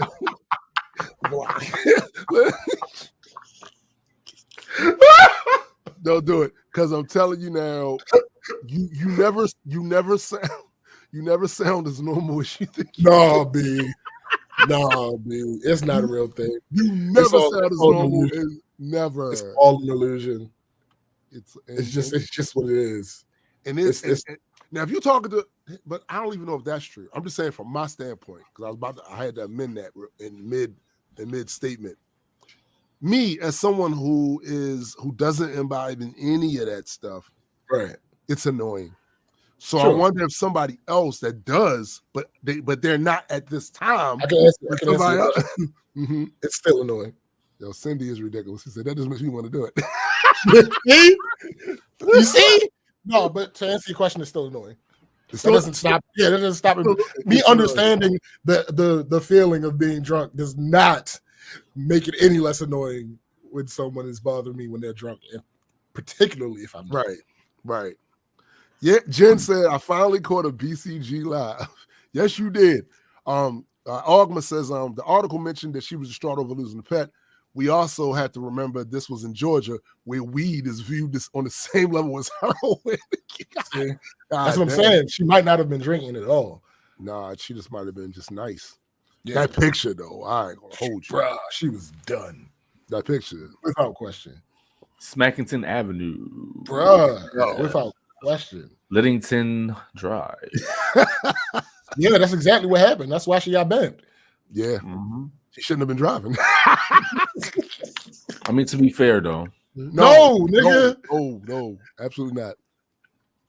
Marissa asks, isn't Haddish producing and starring as FloJo? And didn't she just do a flick with Paul Schrader? I think her star power is rising. So if she's actively doing movies and shit. I don't know. The FloJo, I think I heard something about the FloJo. I think I heard something about that. Or that they were doing one. Like I wasn't. Came out the gate on some FloJo shit. Fat nigga with the shotty was the logo. Oh, my bad.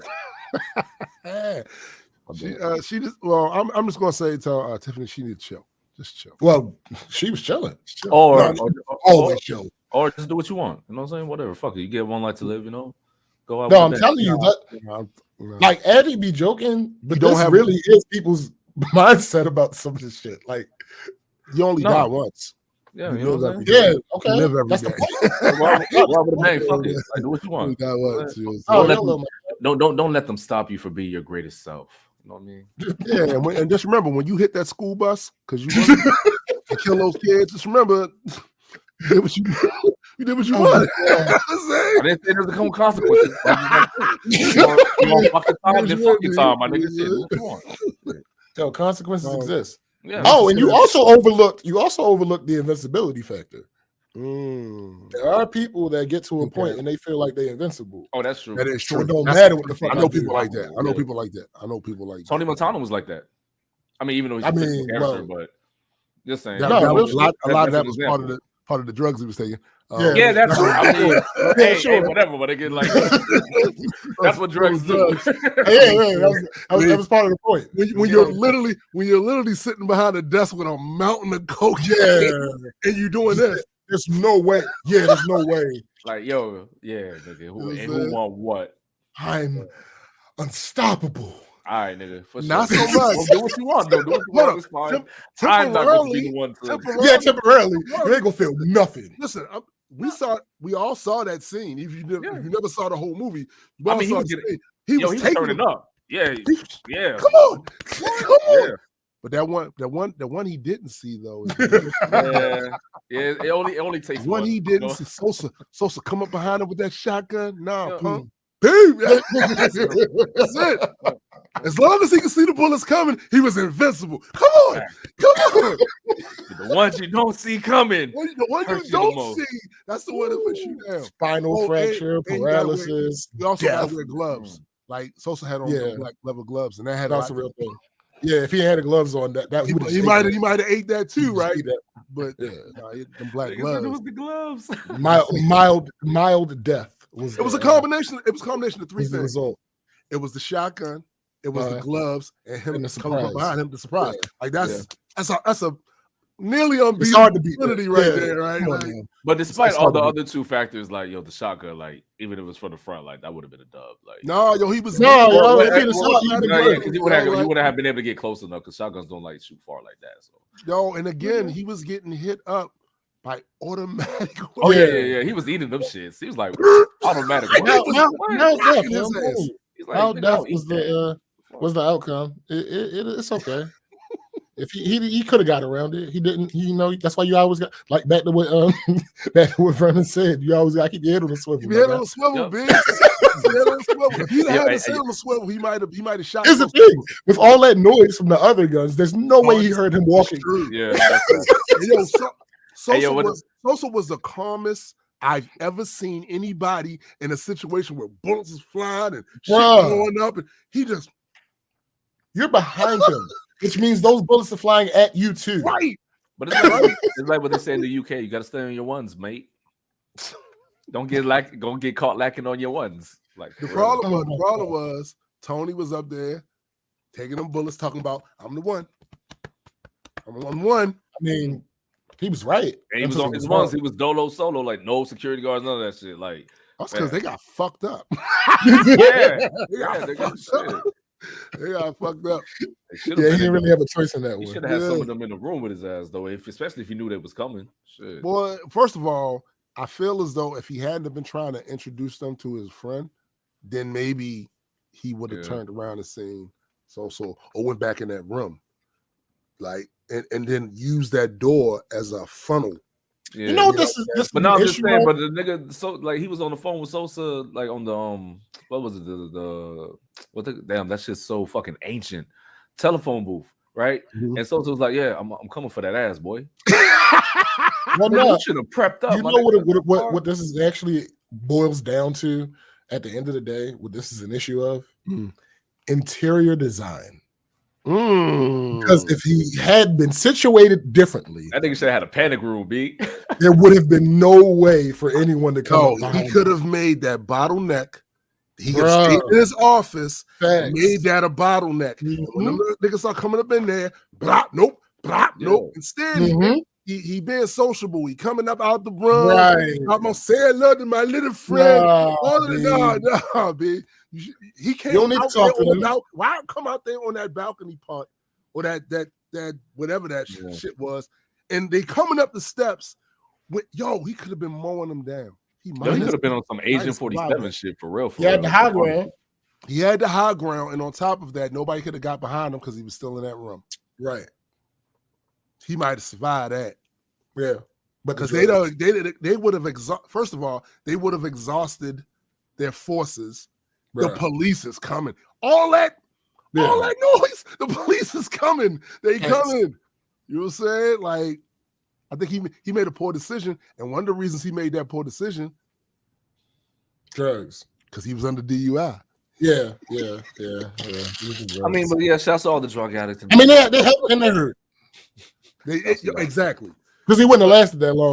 They numbed his pain receptors so he could take them shots. And they must have strengthened. It had to be some PCP. Bro. Yo, because automatic weapon, bro. With that, you're getting thrown. Yeah. The fuck. Yes. He was standing there just going. There had to be some PCP in that mountain right there, yo. It had to be. Yo, he was, man. Please, he was eating them. His coke was laced with adamantium. This nigga had vibranium PCP. He snorted that shit.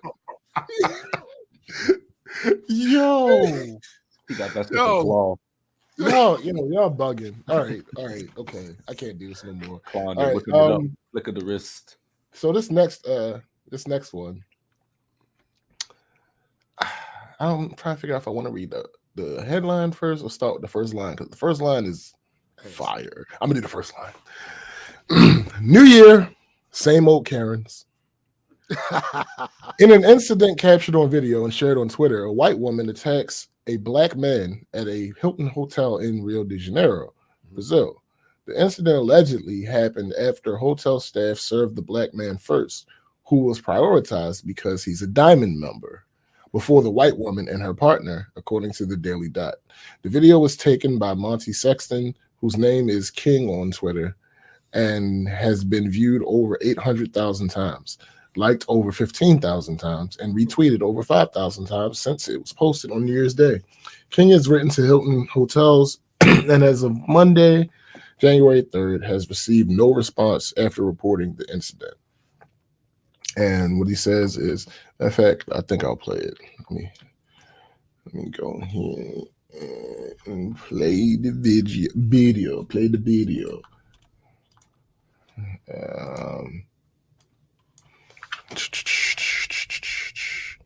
Share. Chrome tab. Play the video.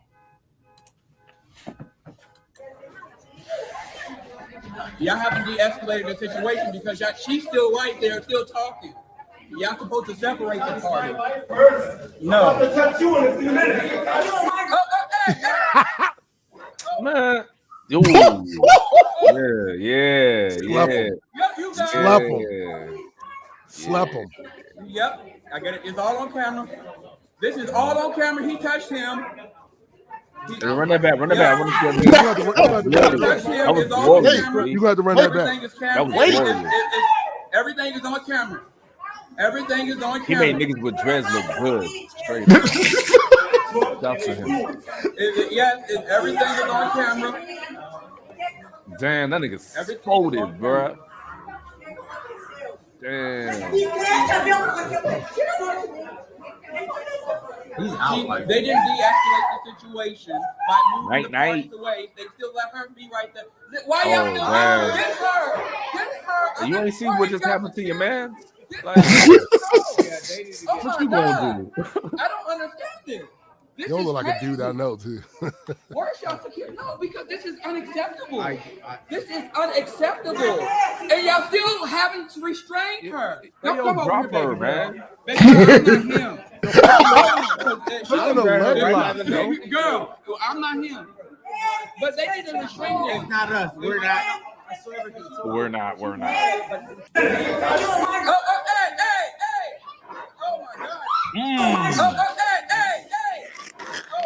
He did the right decision.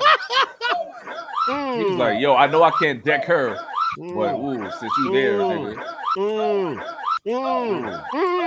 World star. All right. So wait. I just have one thing I have to say about that. That video. What have we learned? See, this is the thing. Hey, wait.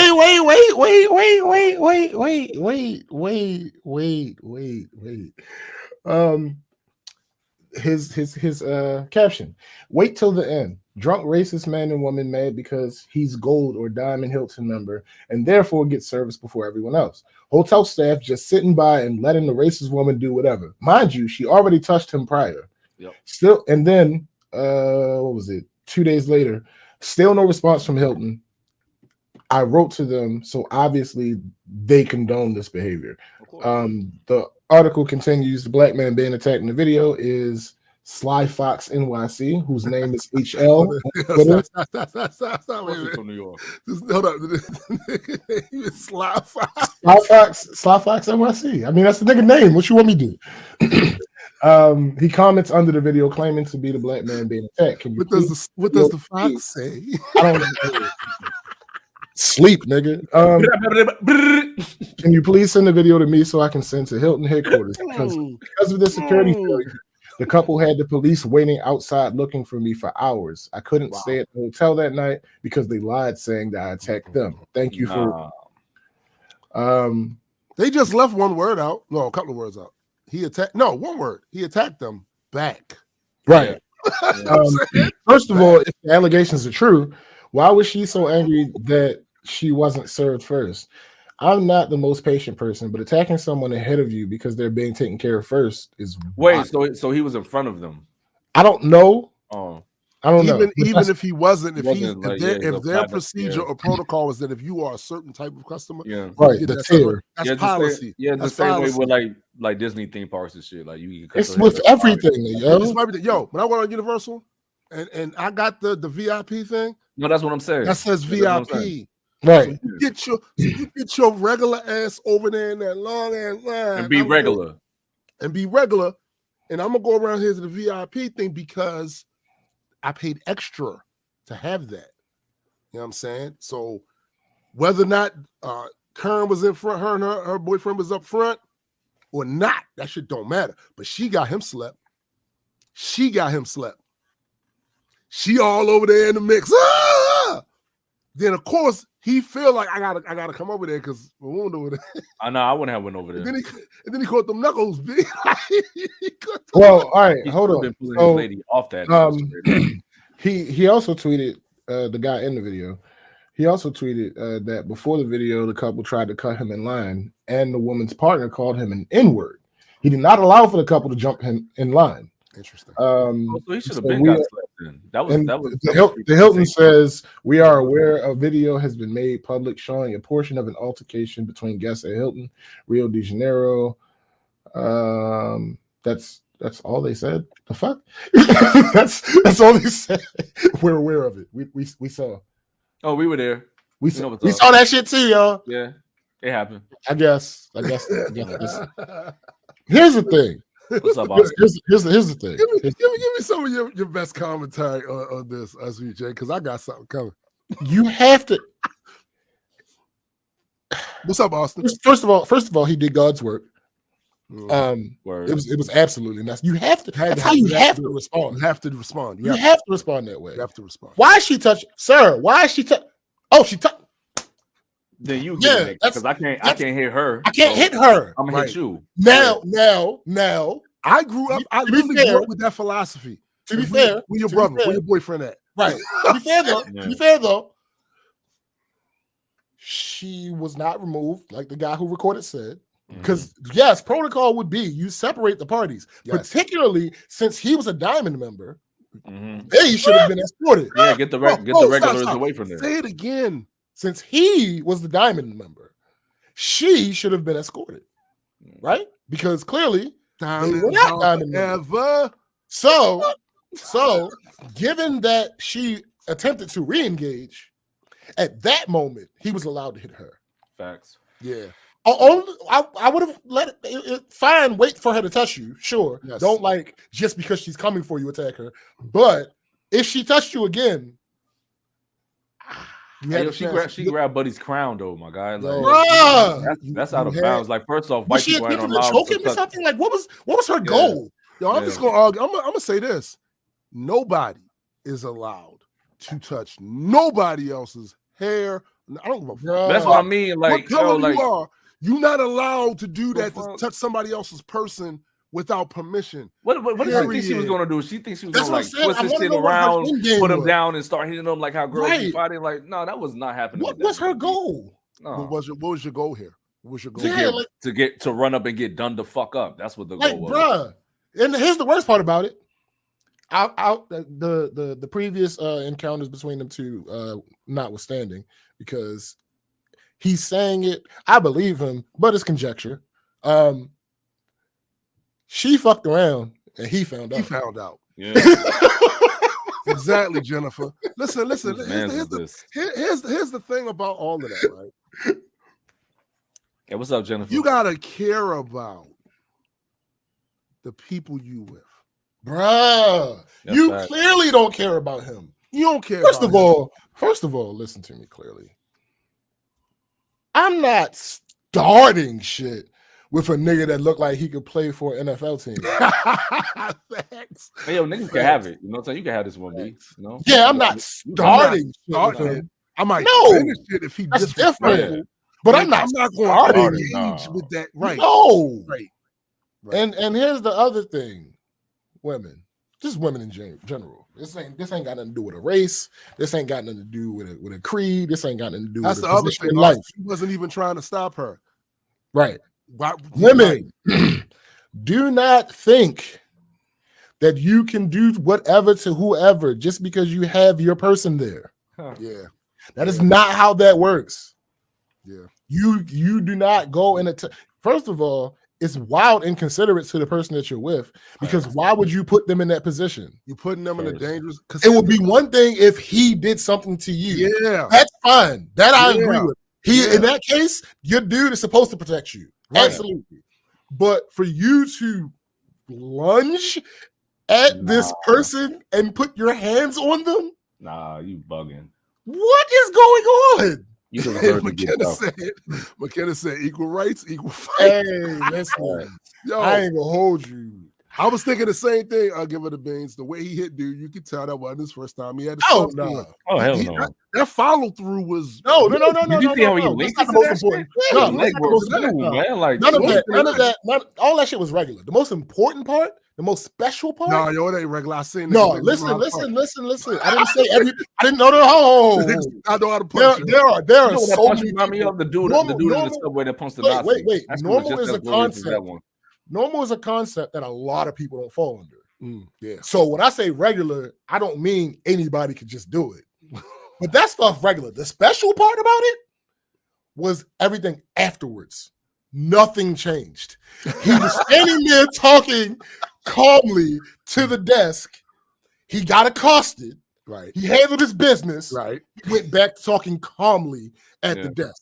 That's the most important part. What's that shit? That's what shows me that he did this before. Yo, what's that shit Mav said in his second rematch with Dose?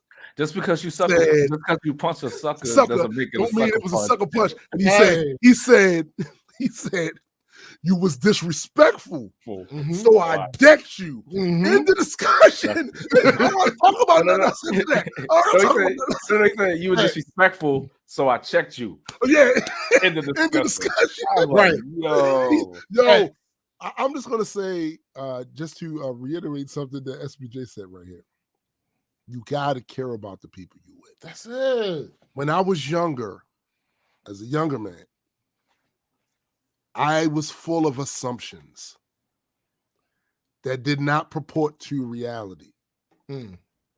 My assumption was, if I hit them, my niggas are supposed to follow through, even if I started. Right. If I started.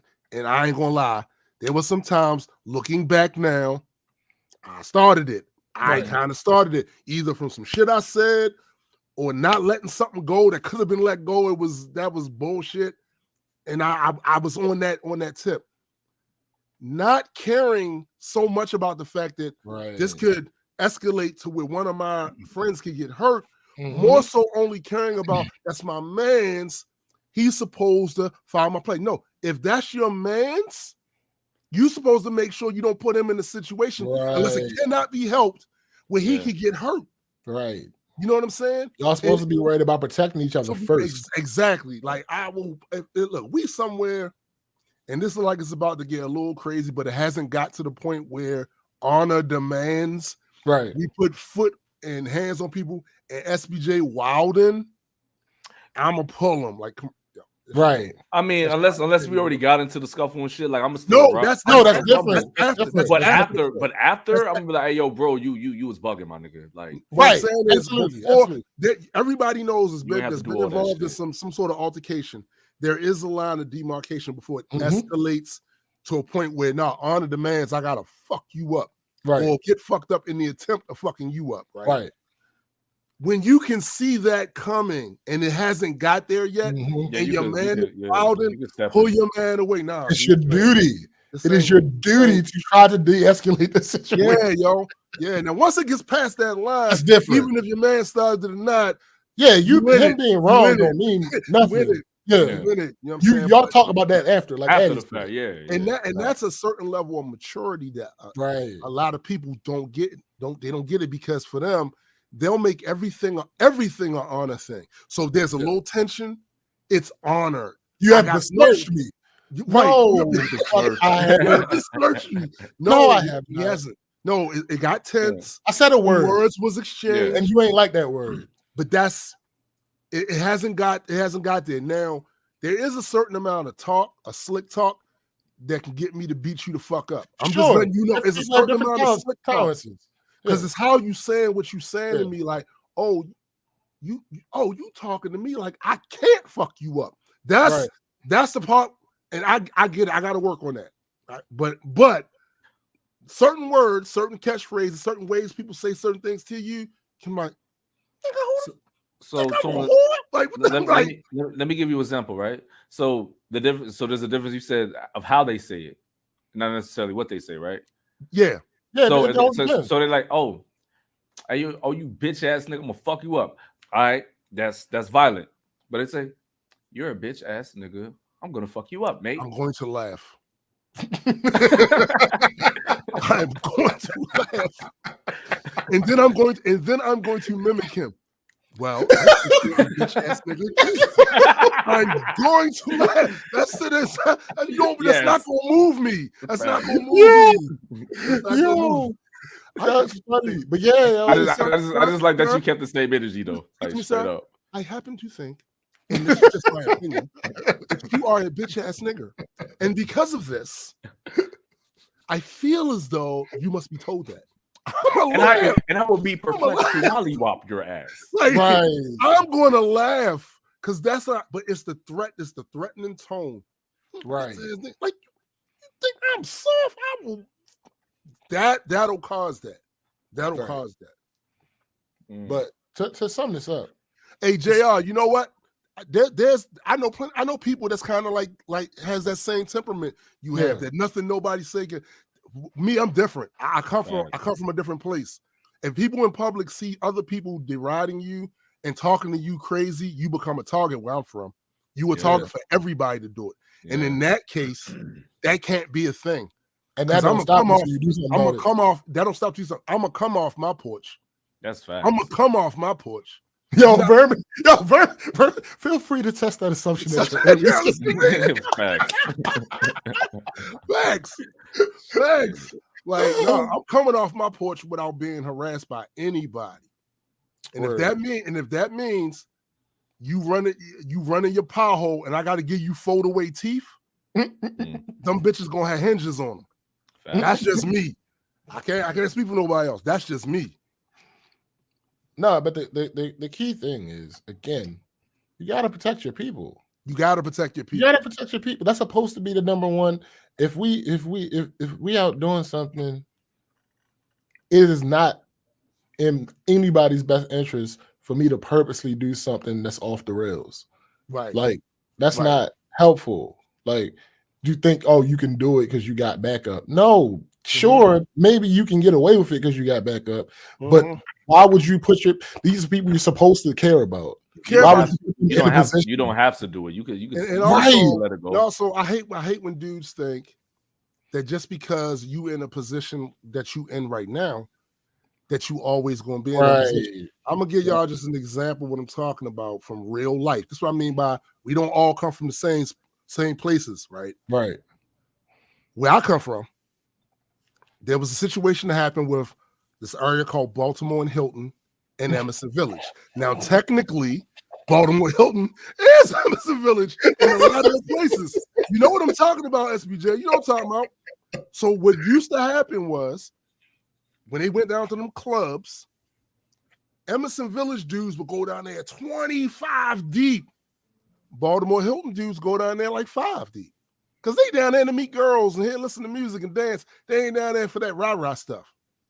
At the clubs, something would kick off, and these 25 Emerson Village dudes would dogpile the 5 Baltimore Hilton dudes because they had the advantage and they could. Here's the problem with that. When them Baltimore Hilton dudes get home, they load up the jammies, get in the car, and they ride up Emerson Village. They ride up there. And anybody they see wearing a green rag, because the dudes up on Leonard, Allendale, and Mount Holly would wear the green rags. Anybody wearing them green rags, whether you was there or not, you're going to get shot. Over the course of 3 years, they killed quite a few people. My issue is, just because you at an advantage at this particular time and you get away unscathed and your boys get away unscathed, doesn't mean you won't get seen again by these same people. That's a fact. When you're not at an advantage and they do what they do. It just is what it is. It is what it is. You gotta care about your people. You gotta care about your people. I will never put, and SBJ, no, I got somewhat of an attitude with certain shit. I will never put SBJ in a fucked up situation. There are some parts of the town that I won't go through with him because I know at some point I did something there. And it may have been a long time ago, but I don't know who's seeing me. Right. Like, I ain't seen this nigga a long time. There he go. I'm not gonna, no. I told y'all about my cousin. Goes back around the neighborhood he used to live at and did all that dirt. He goes back around there years later. He sees some people he know. They sitting on somebody's porch. They talking, they catching up, blah, blah, blah. Crowd thins. Somebody comes up behind him and stabs him in his gut and rips all the way across. Intestines coming out, all the shit. He nearly died out there.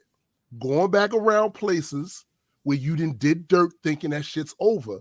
Right. I don't care how long ago that was. Somebody, if they still there and they still salty about that shit you did, I believe you get this nigga all this time. Yeah, because some beef lasts forever, fam. Some beef that's a fact. Forever. And knowing my cousin and the type of stuff he was up to, he did something to somebody that said, no matter how much time did pass, if I catch you lacking, you just got to care about your folks, man. Like just because it might be me, SBJ, and Keith, and when we go on our little excursions, it's 3 of us, and it's 1 dude.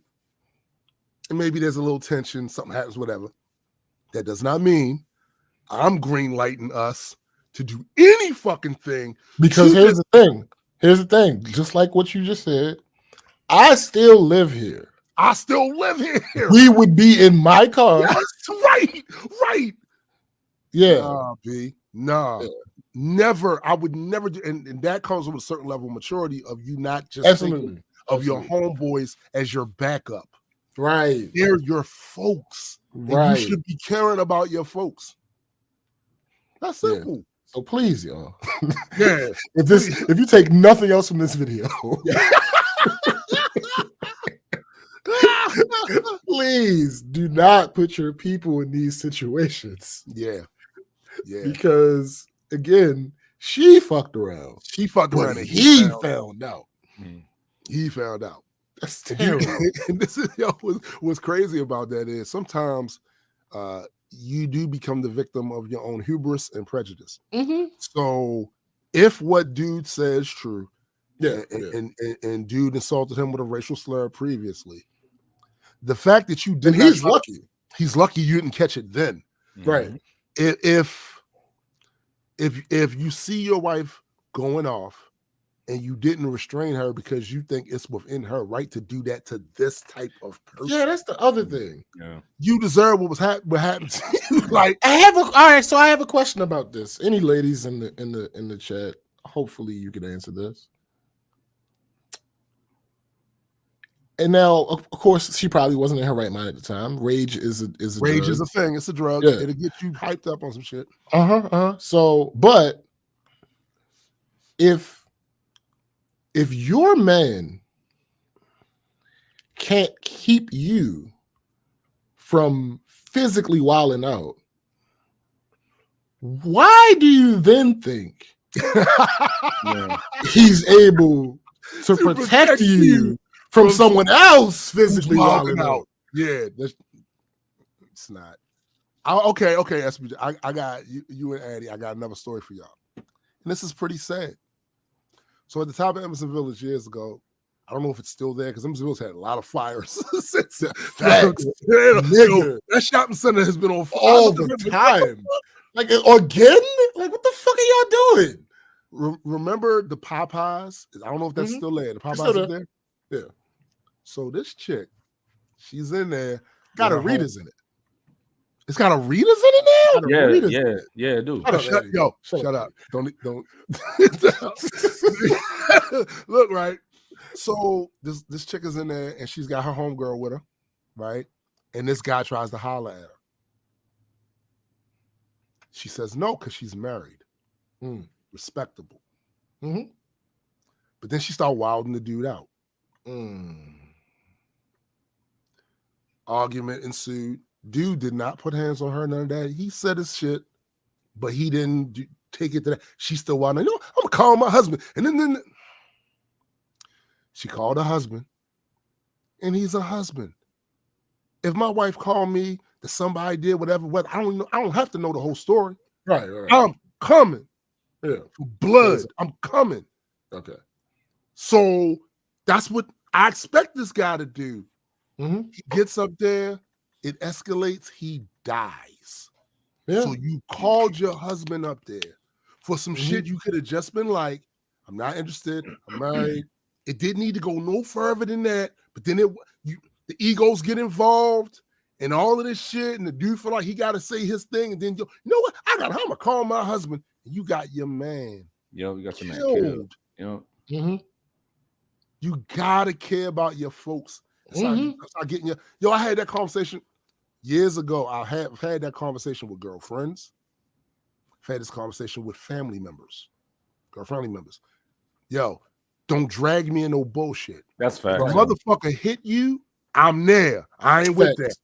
Right. But if y'all just jaw jacking, that's different. Let that shit go. And it don't get that because you either gonna get that man killed or get me killed.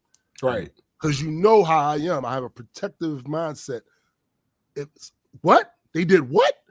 And now I'm going up there. And whatever the situation is, just because I'm going up there, like I'm the guy on the white horse, don't mean everyone's gonna win. Facts. Don't mean I'm gonna win because I'm going up there. Exactly, McKenna. Just don't start what you can't end yourself. That's it. Don't start. Chill. Like it's okay to turn down fades. It's okay to be pussy, you know. Hold up. Here's the other thing. It's fine. Know thyself. Know yourself. Know thyself. Because I thought about what McKenna just said. That Wahite woman probably thought she could. Yeah.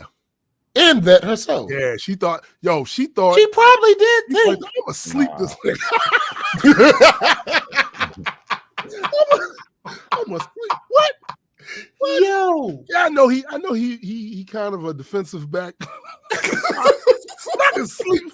I have an iota of a chance. Listen, like, what was your mind? What was your thought? Thinking? No, I know what she was thinking. If I can get to that chin. Okay. All right. If I can punch his chance. I gotta punch his chance. I got some weight on me.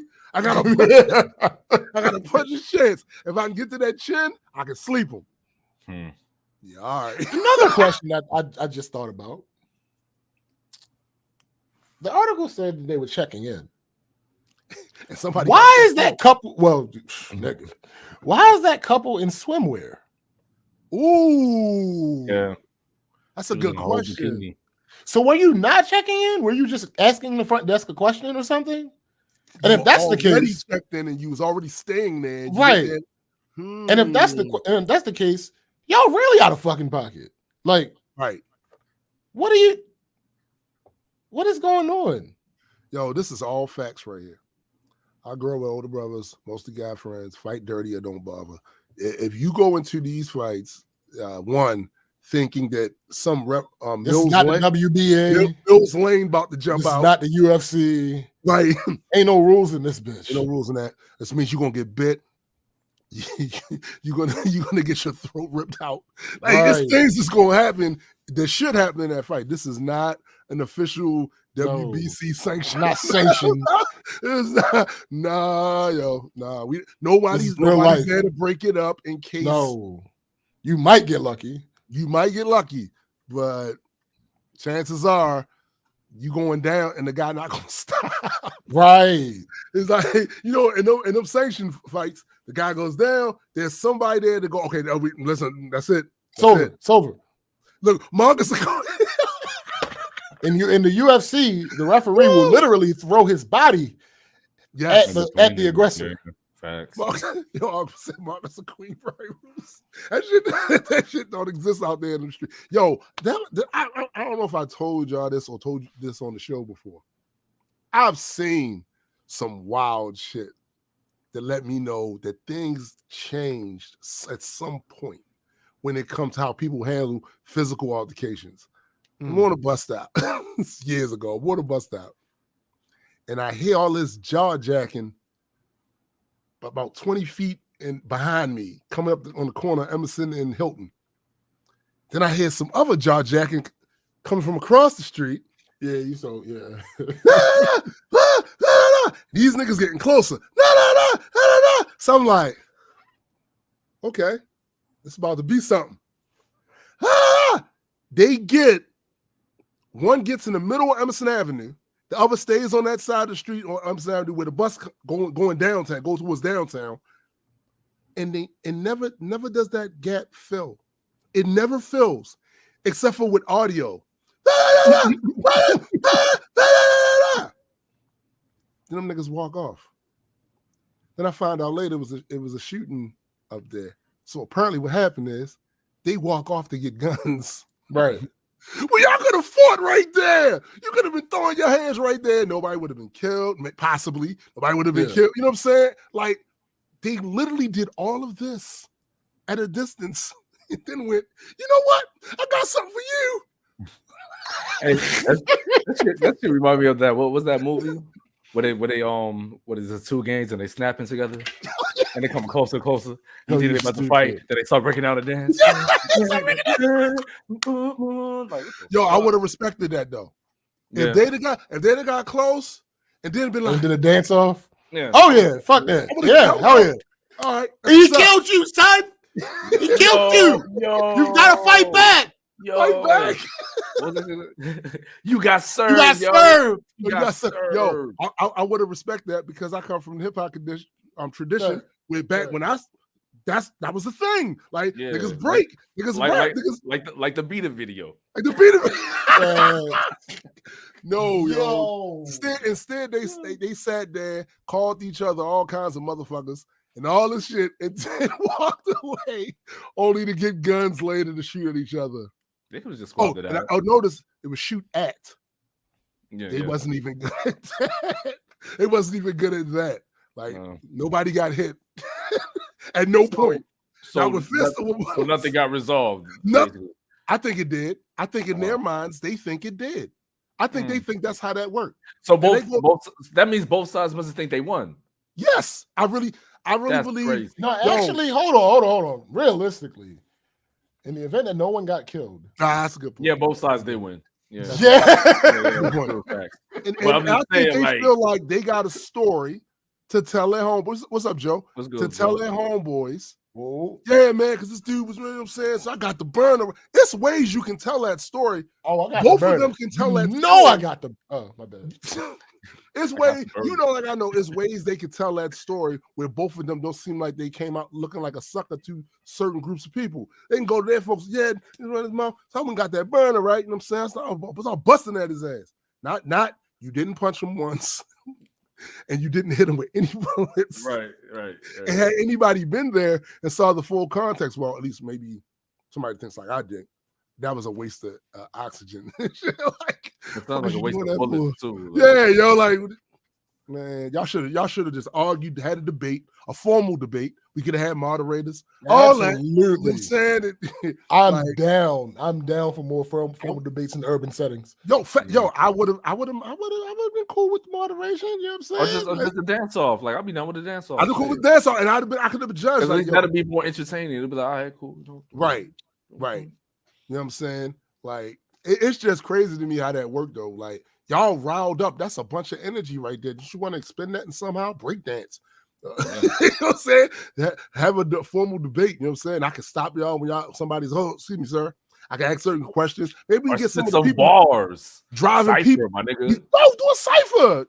Yeah. Spit some fire. Said they came back spitting fire.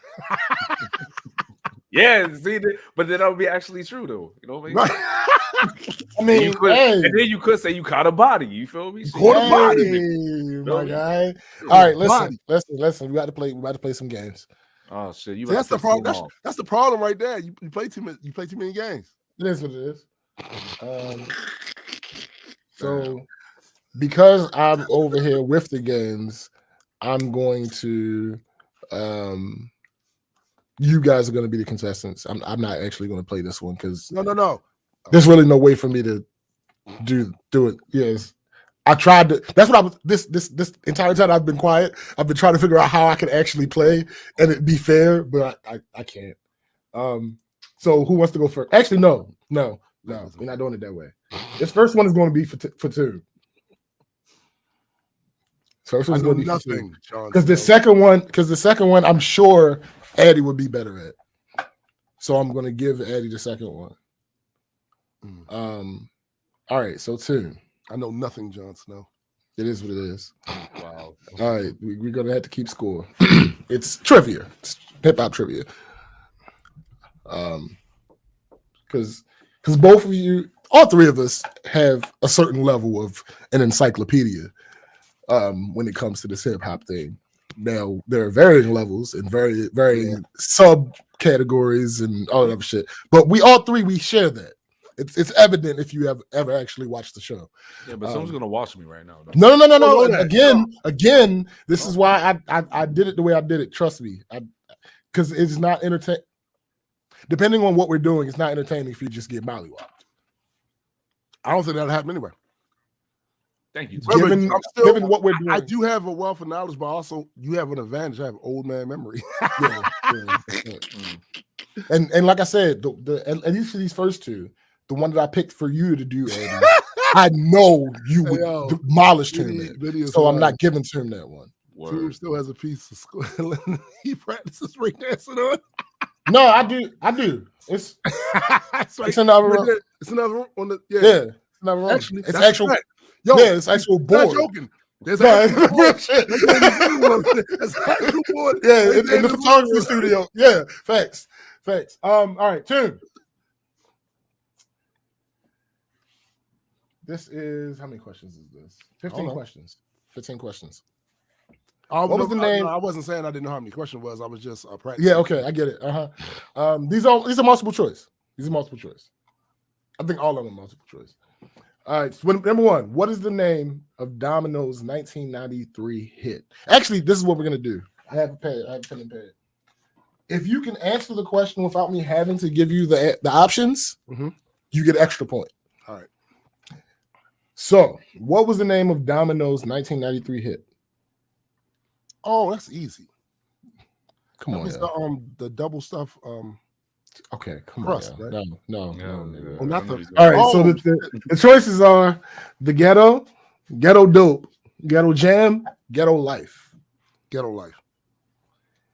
Ghetto life. All right. Where is Domino from? Oh, Midwest. That's not. Okay, here are the choices. That's broad. Here are the choices. Inglewood, Oakland, Long Beach, Compton. Oh, Domino is from Compton. Okay. Number 3. The state. Now you should get this without the questions, without the multiple choice. The state Arrested Development rapped about in 1992. I know you know this one. Come on. Yo, they rapped about. Stop playing. They wrapped the nickname we used to call my brother Lawrence, Tennessee. There we go. Okay, it's called Tennessee Lonnie. And I'm not, and you'll find out the answers at the end of the yes. Number 4, Eazy-E song that shares the same name as an LL Cool J song.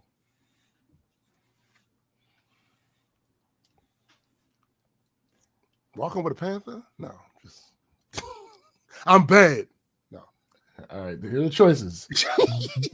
Booming System, Radio, Easy Street, Bigger and Deafer. Radio. Number 5, 3 6 Mafia song Sippin' on Some Scissor features what 2 artists? I didn't listen to them, so I don't know. But give me. All right, so you're gonna have to guess. LeChat and Fiend, Big Gip and Mr. Servon, Twisted and Insane Clown Posse. Well, I'm pretty sure never mind. Anyway. UGK and Project Pet. Wait a minute, say that. Give me that question again. The 3 6 Mafia song Sippin' on Some Scissor features what 2 artists? Oh, okay. All right. LeChat and Fiend, Big Gip and Mr. Servon, Twisted and Insane Clown Posse, or UGK and Project Pet. I'm gonna say UGK and Project Pet. Number 6, name song on Nelly's Country Grammar CD. Now this one is gonna have to you can't get extra points for this because the question is dumb. The way that it's asked. So here are the choices: EI, ER, CD, IP. EI.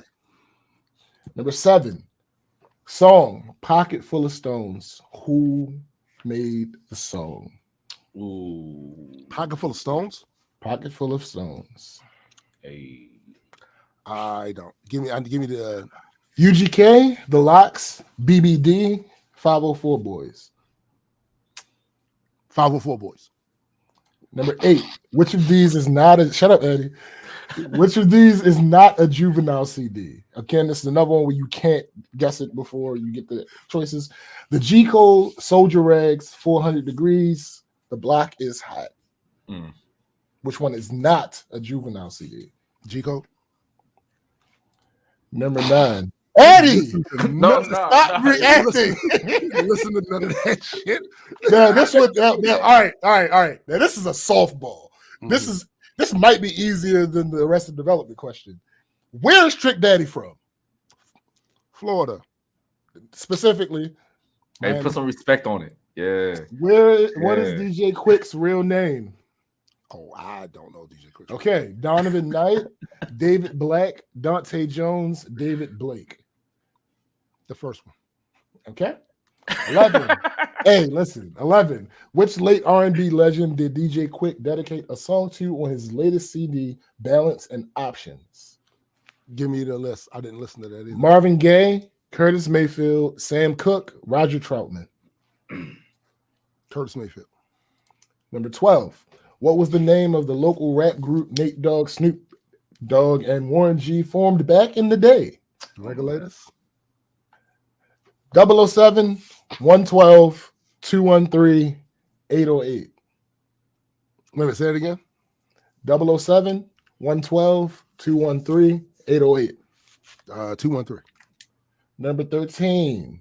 Who was not featured on Lil' Kim's Notorious KIMCA? And again, it's another one you can't possibly get extra points. Grace Jones, Lil Wayne, Mary J. Blige. Hold on, you said who was not? Who was not featured? Okay. Grace, yes, I know. Grace Jones, Lil Wayne, Mary J. Blige, Cisco. Wait a minute, you said on Lil Kim's album. Lil Kim's album. Mm-hmm. Which year? What year? This is 2003 around, I believe. The Notorious KIM. Lil Wayne. What was the options again? He went with Wayne. Okay. Go with Grace.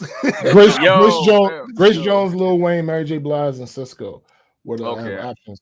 Number 14. Which R&B singer sung backup on Tupac's songs "Can You Get Away" and "Heavy in the Game"? I don't even remember those damn songs. But go ahead, give me a list. Okay, Michelle A, Ebony Foster, Tamia, or Angie Stone? Angie Stone. 15. In what year did 8 Ball and MJG's On the Outside Looking In CD come out?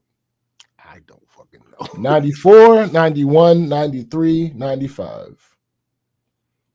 95. And we have answers. Okay. So, number one, let me write these down. Tune and Eddie.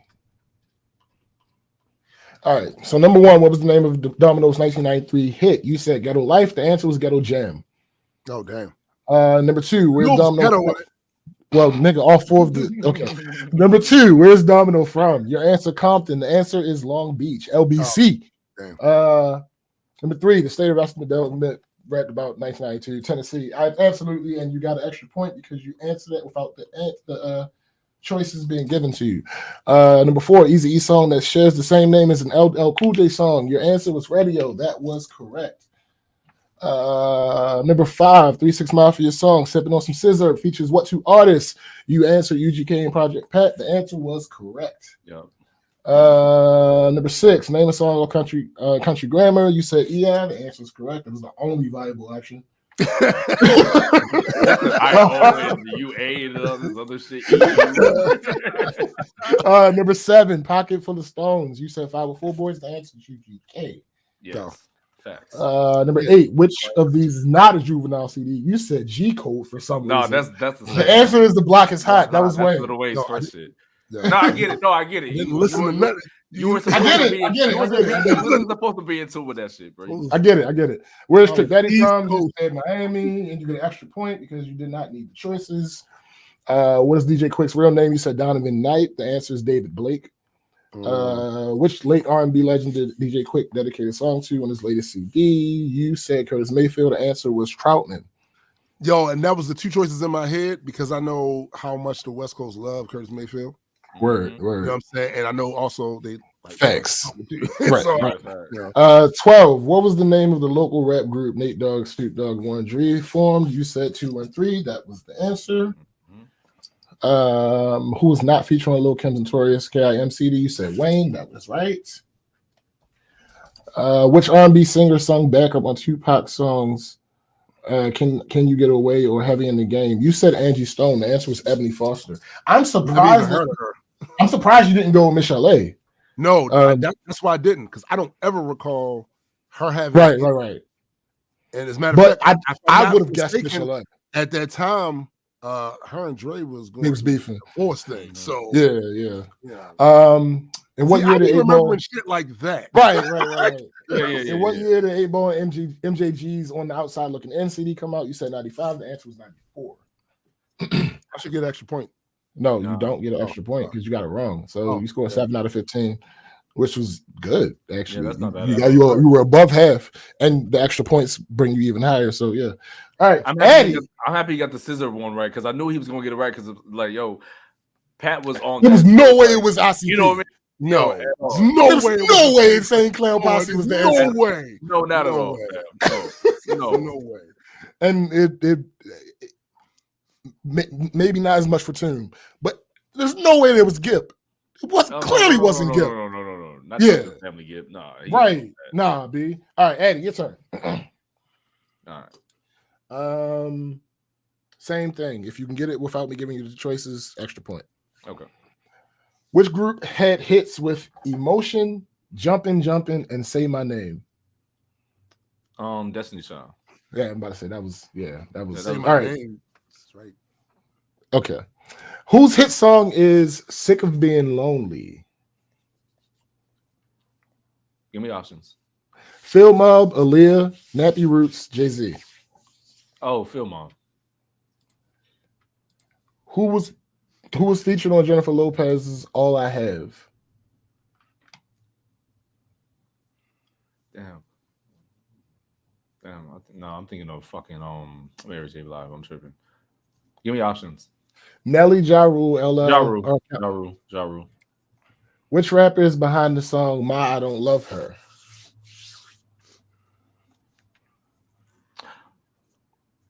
Ooh, shit. The Clips. Hell yeah is a catchy track from which of these artists? Which Dead of these? Dead Prez. No, I'll give you the choices. Genuine, Biggie, Pharrell, B2K. Shit. Fuck. Because now for some reason I'm just thinking Pun because of his album. Right. What are the options again? Genuine, Biggie, Pharrell, B2K. Damn, I'm gonna go with Genuine. Whose hit is The Jump Off? Give me options. Amanda Perez, Eve, Lil Kim, Missy Elliott. Missy. Who appears on Missy Elliott's Gossip Folks?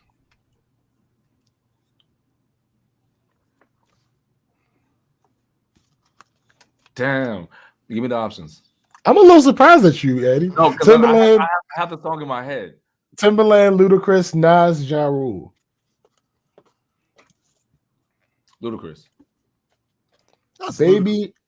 Shut up. Baby and Foolish are hits from which princess?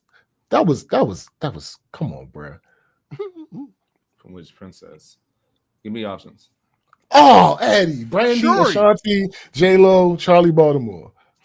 What's the name of the song? Baby is one of the songs, and Foolish is another one of the songs. And what's the choice again? Brandy, Ashanti, J-Lo, Charlie Baltimore. Shit, Ashanti. Which rapper boasts I Can?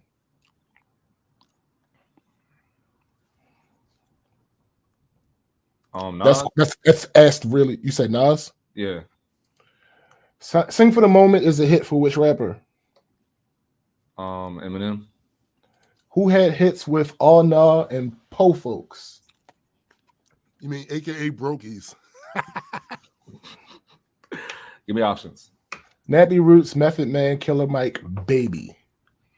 Nappy Roots. Girlfriend and are whose songs?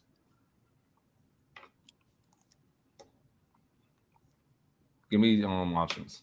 Marcus Houston, B2K, Tyrese, Usher. B2K. Rock the Boat and Miss You are hits of what R&B singer? Who sings Tell Me?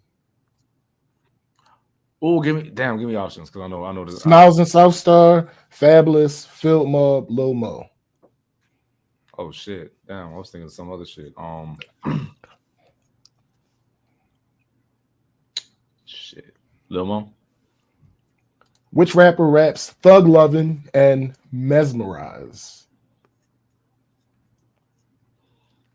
Give me options. R. Kelly, Nelly, Nas, Ja Rule.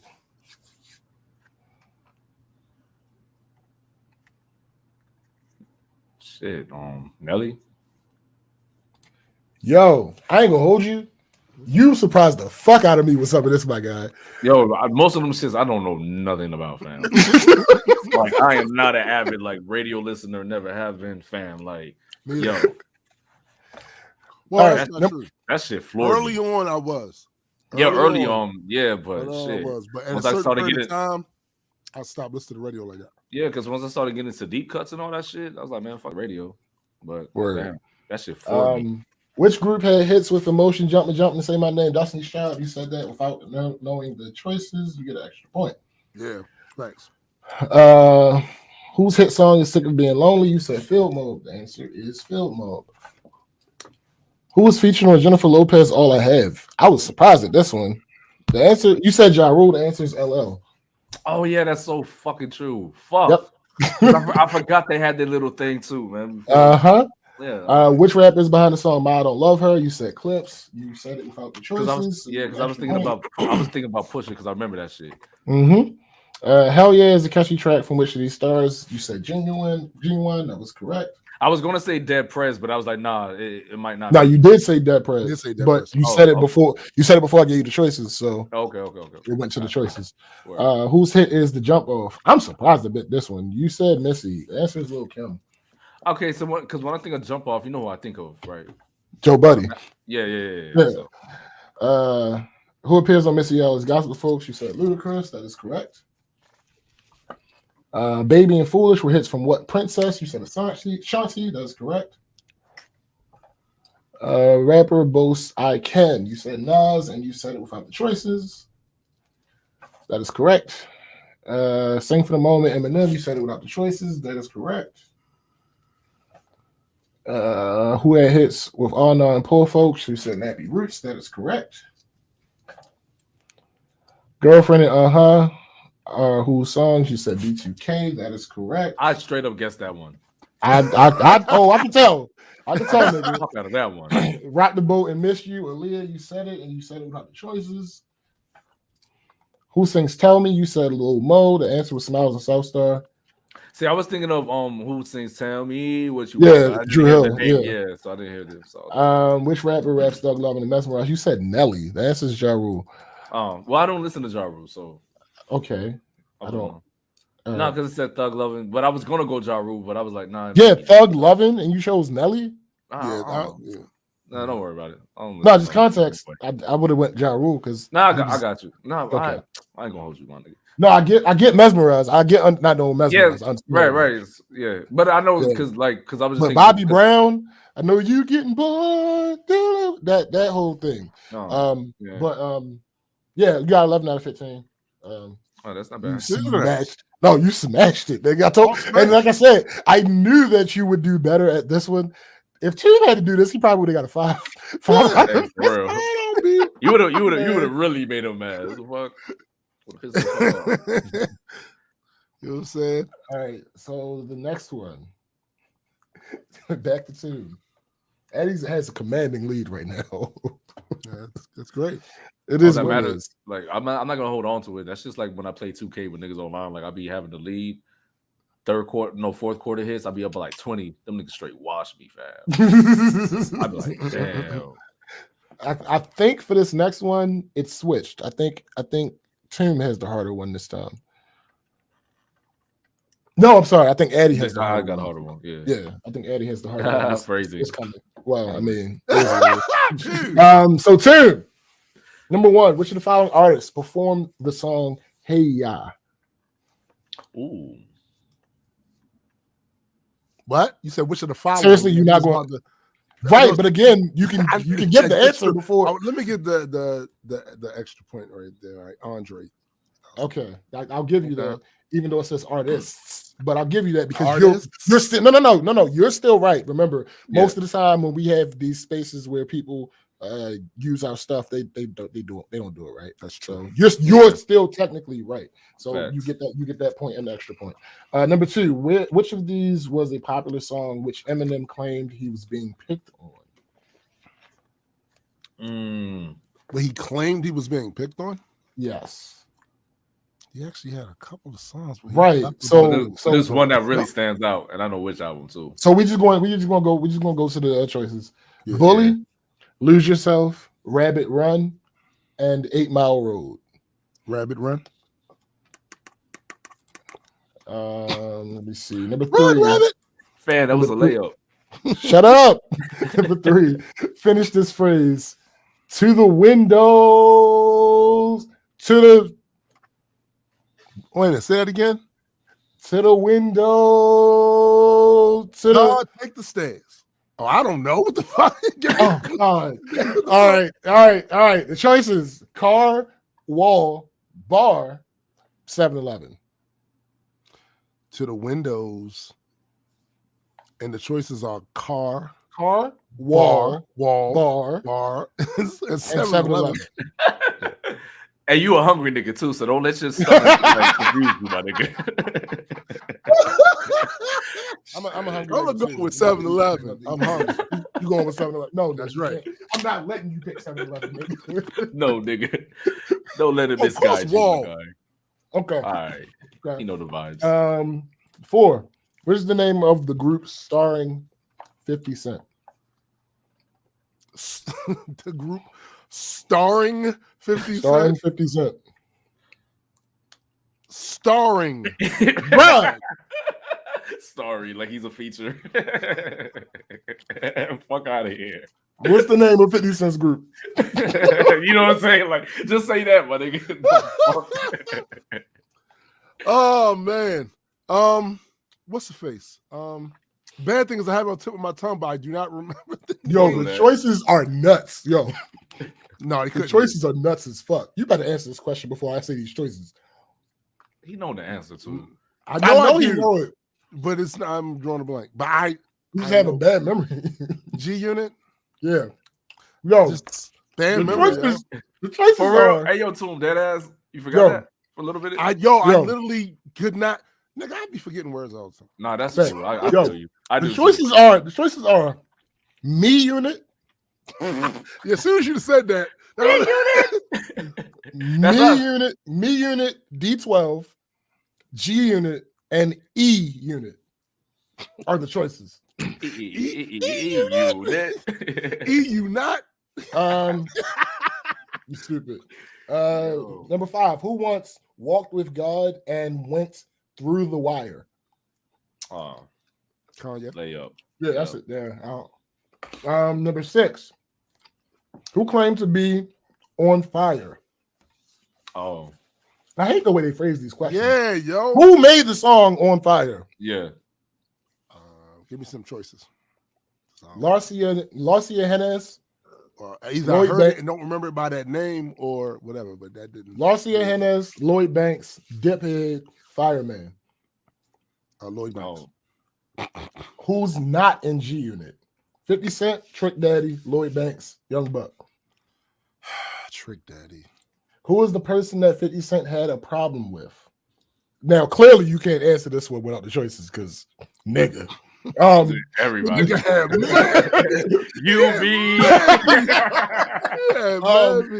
Lil Jon, Eminem, Ja Rule, Fabulous. Of course, Ja Rule. Who wants? I guarantee you, at some point, we just didn't have. He had problems with the rest of them niggas too. Yeah. Who wants you to drop it like it's hot? Why are y'all answering these questions this way? Whose song is "Drop It Like It's Hot"? I'm drawing a blank at the name. I know exactly who it is, but I'm drawing a blank. I know you know the answer. Yeah, like I'm drawing a blank. You got 10 seconds before I get the choices. Ding, ding, ding, ding, ding, ding, ding, ding, ding, You're just really not gonna try. You're just really not gonna try. The choices are Snoop Dogg, Tupac, Dr. Dre, and Biggie. Of course, it was Snoop Dogg. Number 10. Who is still balling? Still balling? Still balling. Still, nigga, to this day. All right, Adrian. Jim Jones. The choices are Tupac, Dr. Dre, Ludacris, and Ice Cube. Oh, yeah. Yeah, it's Pop. My bad. Yo. Yeah. Because still balling, yeah. Yeah, but I could have. Give the answer, nigga. Something. Give me an answer. Pac. All right. So, number 1. Who sings "Hey Y'all"? You say all them shits. The answer is Outkast. It's the same damn thing, and you said it without the choices. Mm-hmm. All right. Here's the thing. Which song did Eminem talking about being bullied on? I'm going to give you the points. It says you're wrong, but that's not true. Run, Rabbit, Run. He was talking about being bullied, right? Right. Yeah. But it says the answer. It says the correct answer is bully, and I'm certain they do that because they didn't listen to the fucking song. I was about to say, because that's so I'm going to really was talking about not being allowing them to bully him. I'm going to give you the point for that. In the phrase "to the windows, to the wall," you got that right. Which is the name of the young group which is the name of the group featuring 50 Cent? You got that right. Without the choices. Who Once Walked with God and Went Through the Wire? Kanye, you got that right without the choices. On Fire, you said Lloyd Banks. Not in you said Trick Daddy. Who 50 Cent had a problem with? You said Ja. But for the record, that's you probably have problems with some of this too. Facts. Drop It Like It's Hot, Snoop, and Still Ballin' Tupac. All right, Eddie, you're up. That time too got a 9 out of 10. God damn, man. Fuck this guy. What he got like 16 points now or 17 or some shit? Oh yeah, he's in the lead. All right, Eddie. This might be harder for you. Thanks for the vote of confidence, my guy. It's just how it goes, my guy. That's going to be harder for me. So this might not actually be harder for me. Right. I mean, all right. Number one, Jay-Z and Mary J. Blige did what song together on Reasonable Doubt? Oh, damn. Fuck. Come on, Can't knock the hustle. Okay. Notorious B.I.G. and 112 did what song together on B.I.G.'s Life After Death album? Damn, I know the song. I know you know it. Name. Give me the names. Hypnotized, Sky's the Limit, Notorious Thugs. Sky's the Limit. Nas and Lauryn Hill did what song together on Nas? I Rule the World. Britain? Mobb Deep and 112 did what song together on Mobb's Infamy? Oh shit. I want to say no. That was a chick on that. Give me the Pray for Me, Shook Ones Part 2, The Yearning, Anything. Pray for Me. Nelly and Kelly Rowland did what song together on Nellyville? Damn. Fuck. I was about to say the answer. I had the video and everything in my head. Damn. You're faced with one of these right now. Huh? I'm sorry, I shouldn't be helping. No, it's cool. Damn, what the fuck? Hold up. Damn. Fuck. Damn, yeah, you're gonna have to give me the choices. Dilemma, Pimp Juice, Hot in Dilemma. Wow. Jadakiss and Soul Legend and Nesby did what song together on Kiss the Game Goodbye? Damn, hold up. It's a Kiss question. You need to have this answer. Yeah, that's fuck. Why? No. Wild Out, Knock Yourself Out, Keep Your Head Up, We Gonna Make It. Holy shit. I was thinking, fuck, damn. I was thinking, the second wrong album. Yeah, fuck. Okay. My bad. Give me the answer. Oh, Wild Out, Knock Yourself Out. Wild Out, Knock Yourself Out, Keep Your Head Up, We Gonna Make It. Wild Out, not that. Knock Yourself Out, not that. We Gonna Make It, not that. The other one. Wyclef and Mary J. Blige did what song together on Wyclef's Eclectic? Give me the options. Get Away, Killing Me Softly, Thug Angels, 911. Oh, Killing Me Softly. Diddy and Genuine did what song together on Puff Daddy and the Family's No Way Out? Oh, fuck, man. That was so long ago, too. Shit. It was. Damn. Give me the options. I Need a Girl Part 2, Is This the End? Reasons, Come With Me. Come With Me. Freeway and Ellen Anthony did what song together? Oh, all right. Ghostface and Carl Thomas did what song together on Bulletproof Wallets? Give me options. I Wish, Protect Your Neck, Never Be the Same Again, Ghost Showers. Never Be the Same Again. R. Kelly and Keith Murray did what song together on Kelly's R? Oh shit, I definitely don't That's know a that shit. Deep cut. Damn. Even though it made it to the radio, but it wasn't like a hit. Yeah. Give me some names. Ignition, Ghetto Queen, Home Alone, We Ride. The last one. Mary J. Blige and Ja Rule did what song together on Mary's No More Drama? Give me options. All I Have, No More Drama, You're All I Need, Rainy Days. Rainy Days. Maya and Jadakiss did what song together on Maya's Fear of Flying? Fuck. Damn, my bad, Jay. Hey, give me the list. Yo, I'm mad that... Okay, never mind. Best of Me Part 2, Free, Case of the X, Best of Me Part 1. Oh, Best of Me Part 1. Beyonce and Jay-Z did which of these songs together on Dangerously in Love? Shit. Fuck, give me the names. Bills, 1 2 Step, Say My Name, Crazy in Love. Crazy in Love. Fuck, I knew. See, I wanted to go with Bonnie. I wanted to go with Bonnie and Clyde. I was like, no, that wasn't on Beyonce. That was on Jay-Z's album. Yeah. Faith Evans and P. Diddy did what song together on Keep the Faith? Shit, I don't fucking know. Give me some names. I Remember, All Night Long, Bad Girl, You Gets No Love. You Gets No Love. That's a dub. J-Lo and Ja Rule did which of these songs together on Irv Gotti Presents? Fuck. Damn.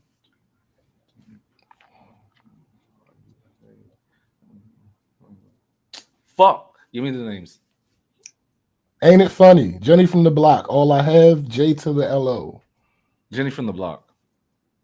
No. Damn, I'm so mad at you for that. Never mind. Fuck. Particularly because of who was on there. Yeah. Who was on that song? Yeah, you fucked up as soon as you said. And then I was doing the intro too and all that shit. Like the shit that everybody gets wrong.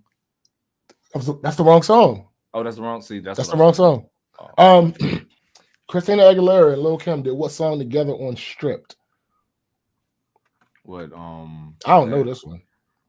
That's what I thought, but it's not that. That's not one of the choices. All right, so what's the choices? Genie in the Bottle, Can't Hold Us Down, Fighter, Magic Stick. I guess Genie in the Bottle. R. Kelly and Big Tigger did what song together on Kelly's Chocolate Factory? Oh, shit. I know this one. Snake. Okay. Snake. Yeah. Dr. Dre and Mary J. Blige did what song together on Dre's Chronic 2001? The Message. Snoop Dogg and the Dramatics did what song together on Snoop's Doggy Style? Oh shit, I don't know. Gin and Juice, Doggy Dog World, Beautiful, Lottie Dottie. Shit, Gin and Juice. Okay. I don't know how y'all be remember this shit. Bro, it was a certain point where I was kind of sequestered from music. I was doing music, but radio was lame. Shit wasn't hard. Yeah, you stopped checking for niggas. Yeah, yo, like it shit wasn't hard. Like just wasn't. Yeah, but that's clearly relative because the point in time where you stopped wasn't the same time where Eddie stopped. No, that's true too. That's true too. But for the same reasons though. Yeah, same reason. No, hard, it wasn't. All right, so number one, Jay-Z and Mary. What song? Can't Knock the Hustle. I'm so happy that you got this without me saying the choices. I wanted to go with Feeling It because I like that song. Right, but that's not Mary. You know what I'm saying? Yeah, that is not Mary. Notorious B.I.G. and 112. Sky's the Limit. You got that right. Love that song. Classic. I was hoping that you would get it without me having to say the choices. No, because I remember I used to have like that's one of my favorite songs. Big ass like old school big box 12s and shit. Word. Mix connected to the little speaker. Well, not to the speaker, but you know what I'm saying. But like I used to play that like have the that AC adapted to my fucking CD player, so I used to listen to that. Stay far from timid. Only make moves when your heart's in it. And live the phrase "Sky's the limit." Yep. Motherfucker. See you chumps on top. Bitch, what? Isn't let me anymore. Miles and Lauryn Hill, If I Ruled the World, you got that without me saying the choices. That was a layup. They've only done 2 songs together, and one of them just came out like a year ago. Mobb Deep and 112. You said pray for me. The answer is anything. Okay. Nelly and Kelly Rowland Dilemma. You got that right. Jadakiss and Nesby. You said keep your head up. That is the answer. Because it could not have been any of the other ones. At all. Wyclef and Mary J. Blige, you said Killing Me Softly. I'm so mad you got that wrong. I'm not mad you didn't get it right. I'm mad you got it wrong because that song was Lauryn Hill. That was not Mary J. Blige. It was hold on. The answer was 911. Wait, hold Someone please call 911. When you said Mary J. Blige, I was thinking Lauryn Hill. Yeah, Yo. But damn, if I would have listened, damn, fuck, because I was gonna go with 911 too. Because right. Wait a minute, you said you thought it was Mary J. Blige. Is that what you said? No, he's saying he thought it was Killing Me Softly. Oh, the answer was 911. Yeah, because I thought he said Lauryn Hill because whenever I think of Wyclef, I think of Lauryn. You think of Lauryn, absolutely. Right. Diddy and Genuine, you said come with me. The answer was, is this the end? Okay. I would have got that, no way. Yeah, not me neither. Freeway Alley Anthony, I knew he was going to get that. You got of course, that. Yeah, I'm a Freeway without me saying anything. Have you ever heard the original? Like that wasn't the first one. The first one was just the dude singing. Oh shit. It's actually a little bit of a bop. Like, hey, share it with me. I gotta find it, but I will. Right, Ghostface and Carl Thomas, Never Be the Same Again. I'm a little upset that you didn't get that without me saying the choices. I guess that I'm not a big Ghostface fan like that. Okay. You know, I'm not saying I don't like the nigga, just I don't really. Right. R. Kelly and Keith Murray. Yeah. Word. R. Kelly and Keith Murray. You said We Ride. The answer was Home Alone. I was gonna get that. Mary J. Blige and Ja Rule. Rainy Days. That is correct. Maya and Jadakiss, I'm mad at you about this one because I expected you to get it from Rip, even though I know a lot of people don't necessarily know the first version because Jay-Z version was the single. I don't think Jadakiss's version was a single. I think it was just a song. So I understand a lot of people not knowing that one. So I picked you got the when I gave you the choices, you got it right, huh? Okay. Yeah, I was going to say Best of Me, but I know there was 2 versions, but I wasn't. Yeah, it was Best of Me Part 1. You know what I'm saying? Yeah. Beyonce and Jay-Z, Crazy in Love. You got that right. Faith and Diddy. You said You Gets No Love. The answer was All Night Long. You Gets No Love. She didn't have anybody on there. It was just her. Hold up. Was it? I don't know. If it was anybody else, it was a woman. It wasn't Diddy. J-Lo and Ja Rule. Like I said, I'm mad you got that one wrong because The Lox was on Jenny from the Block.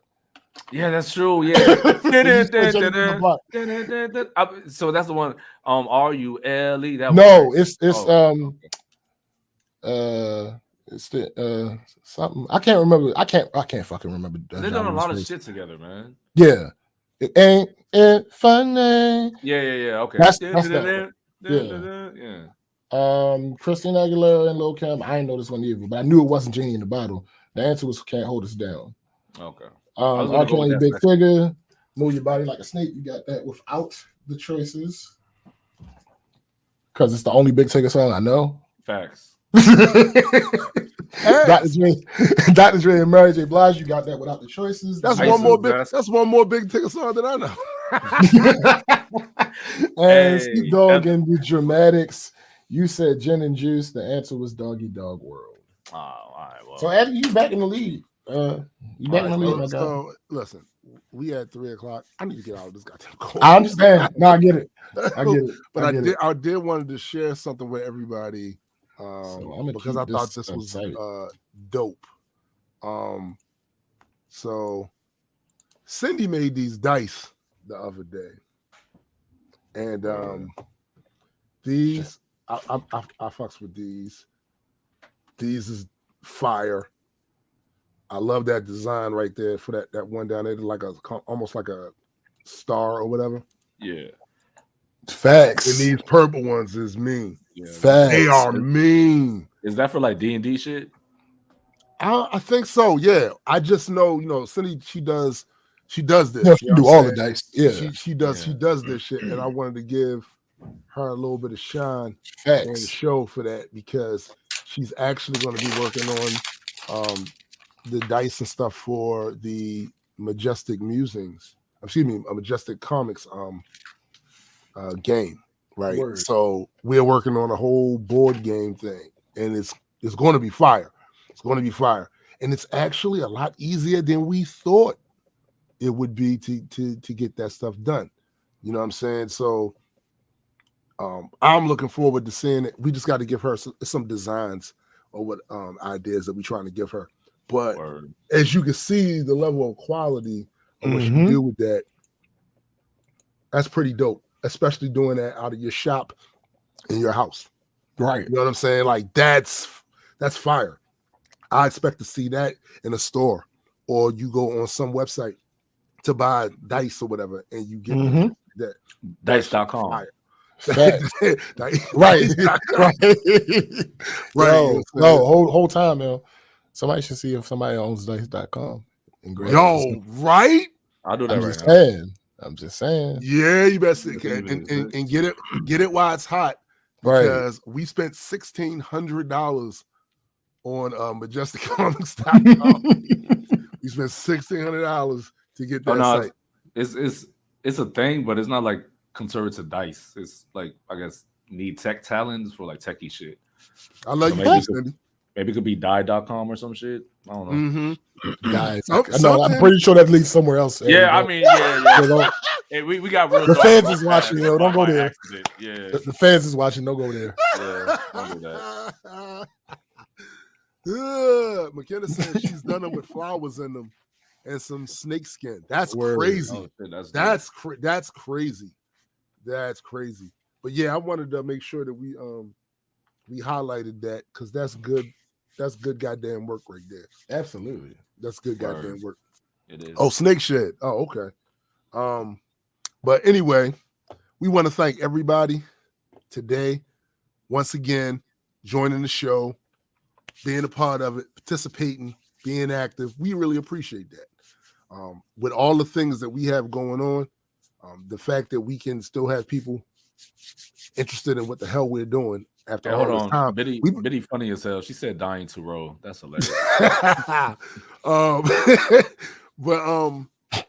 like I said, man, like is dope. How long we been doing this show again? Like 3 years. This is this year 3 or year 4? This might be start of year 4. This might be start of year 4. You know what I'm saying? Yeah. So that's fire that we still, and we have new people that are facts listening and watching now. That's a dope facts. Also that whole Spotify doing the video thing is fire. So if you guys get the chance, you could of course do a rewatch or re-listen to it on YouTube, but you can also do it on Spotify.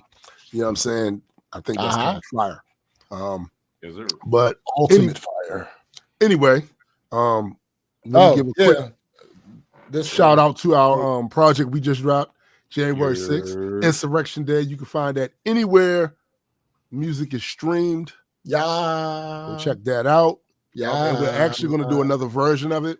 Yeah. That's coming up too. It's a great album though. I'll fuck with it. I listened to it twice in a row. Nice. I've listened to it 700 times. Approximately. You can see. Damn. Cool. I mean, it is what it is, man. It is what it is. I ain't gonna hold you. I ain't gonna lie about it. No reason to lie about it. We all know. I mean, y'all niggas did y'all thing, So I mean, it is what it is. Yeah, right. And also, of course, do not forget, if you haven't already, go check out the Majestic Comics Patreon. Oh, but Gary wants some attention. Yeah, she definitely wants some attention.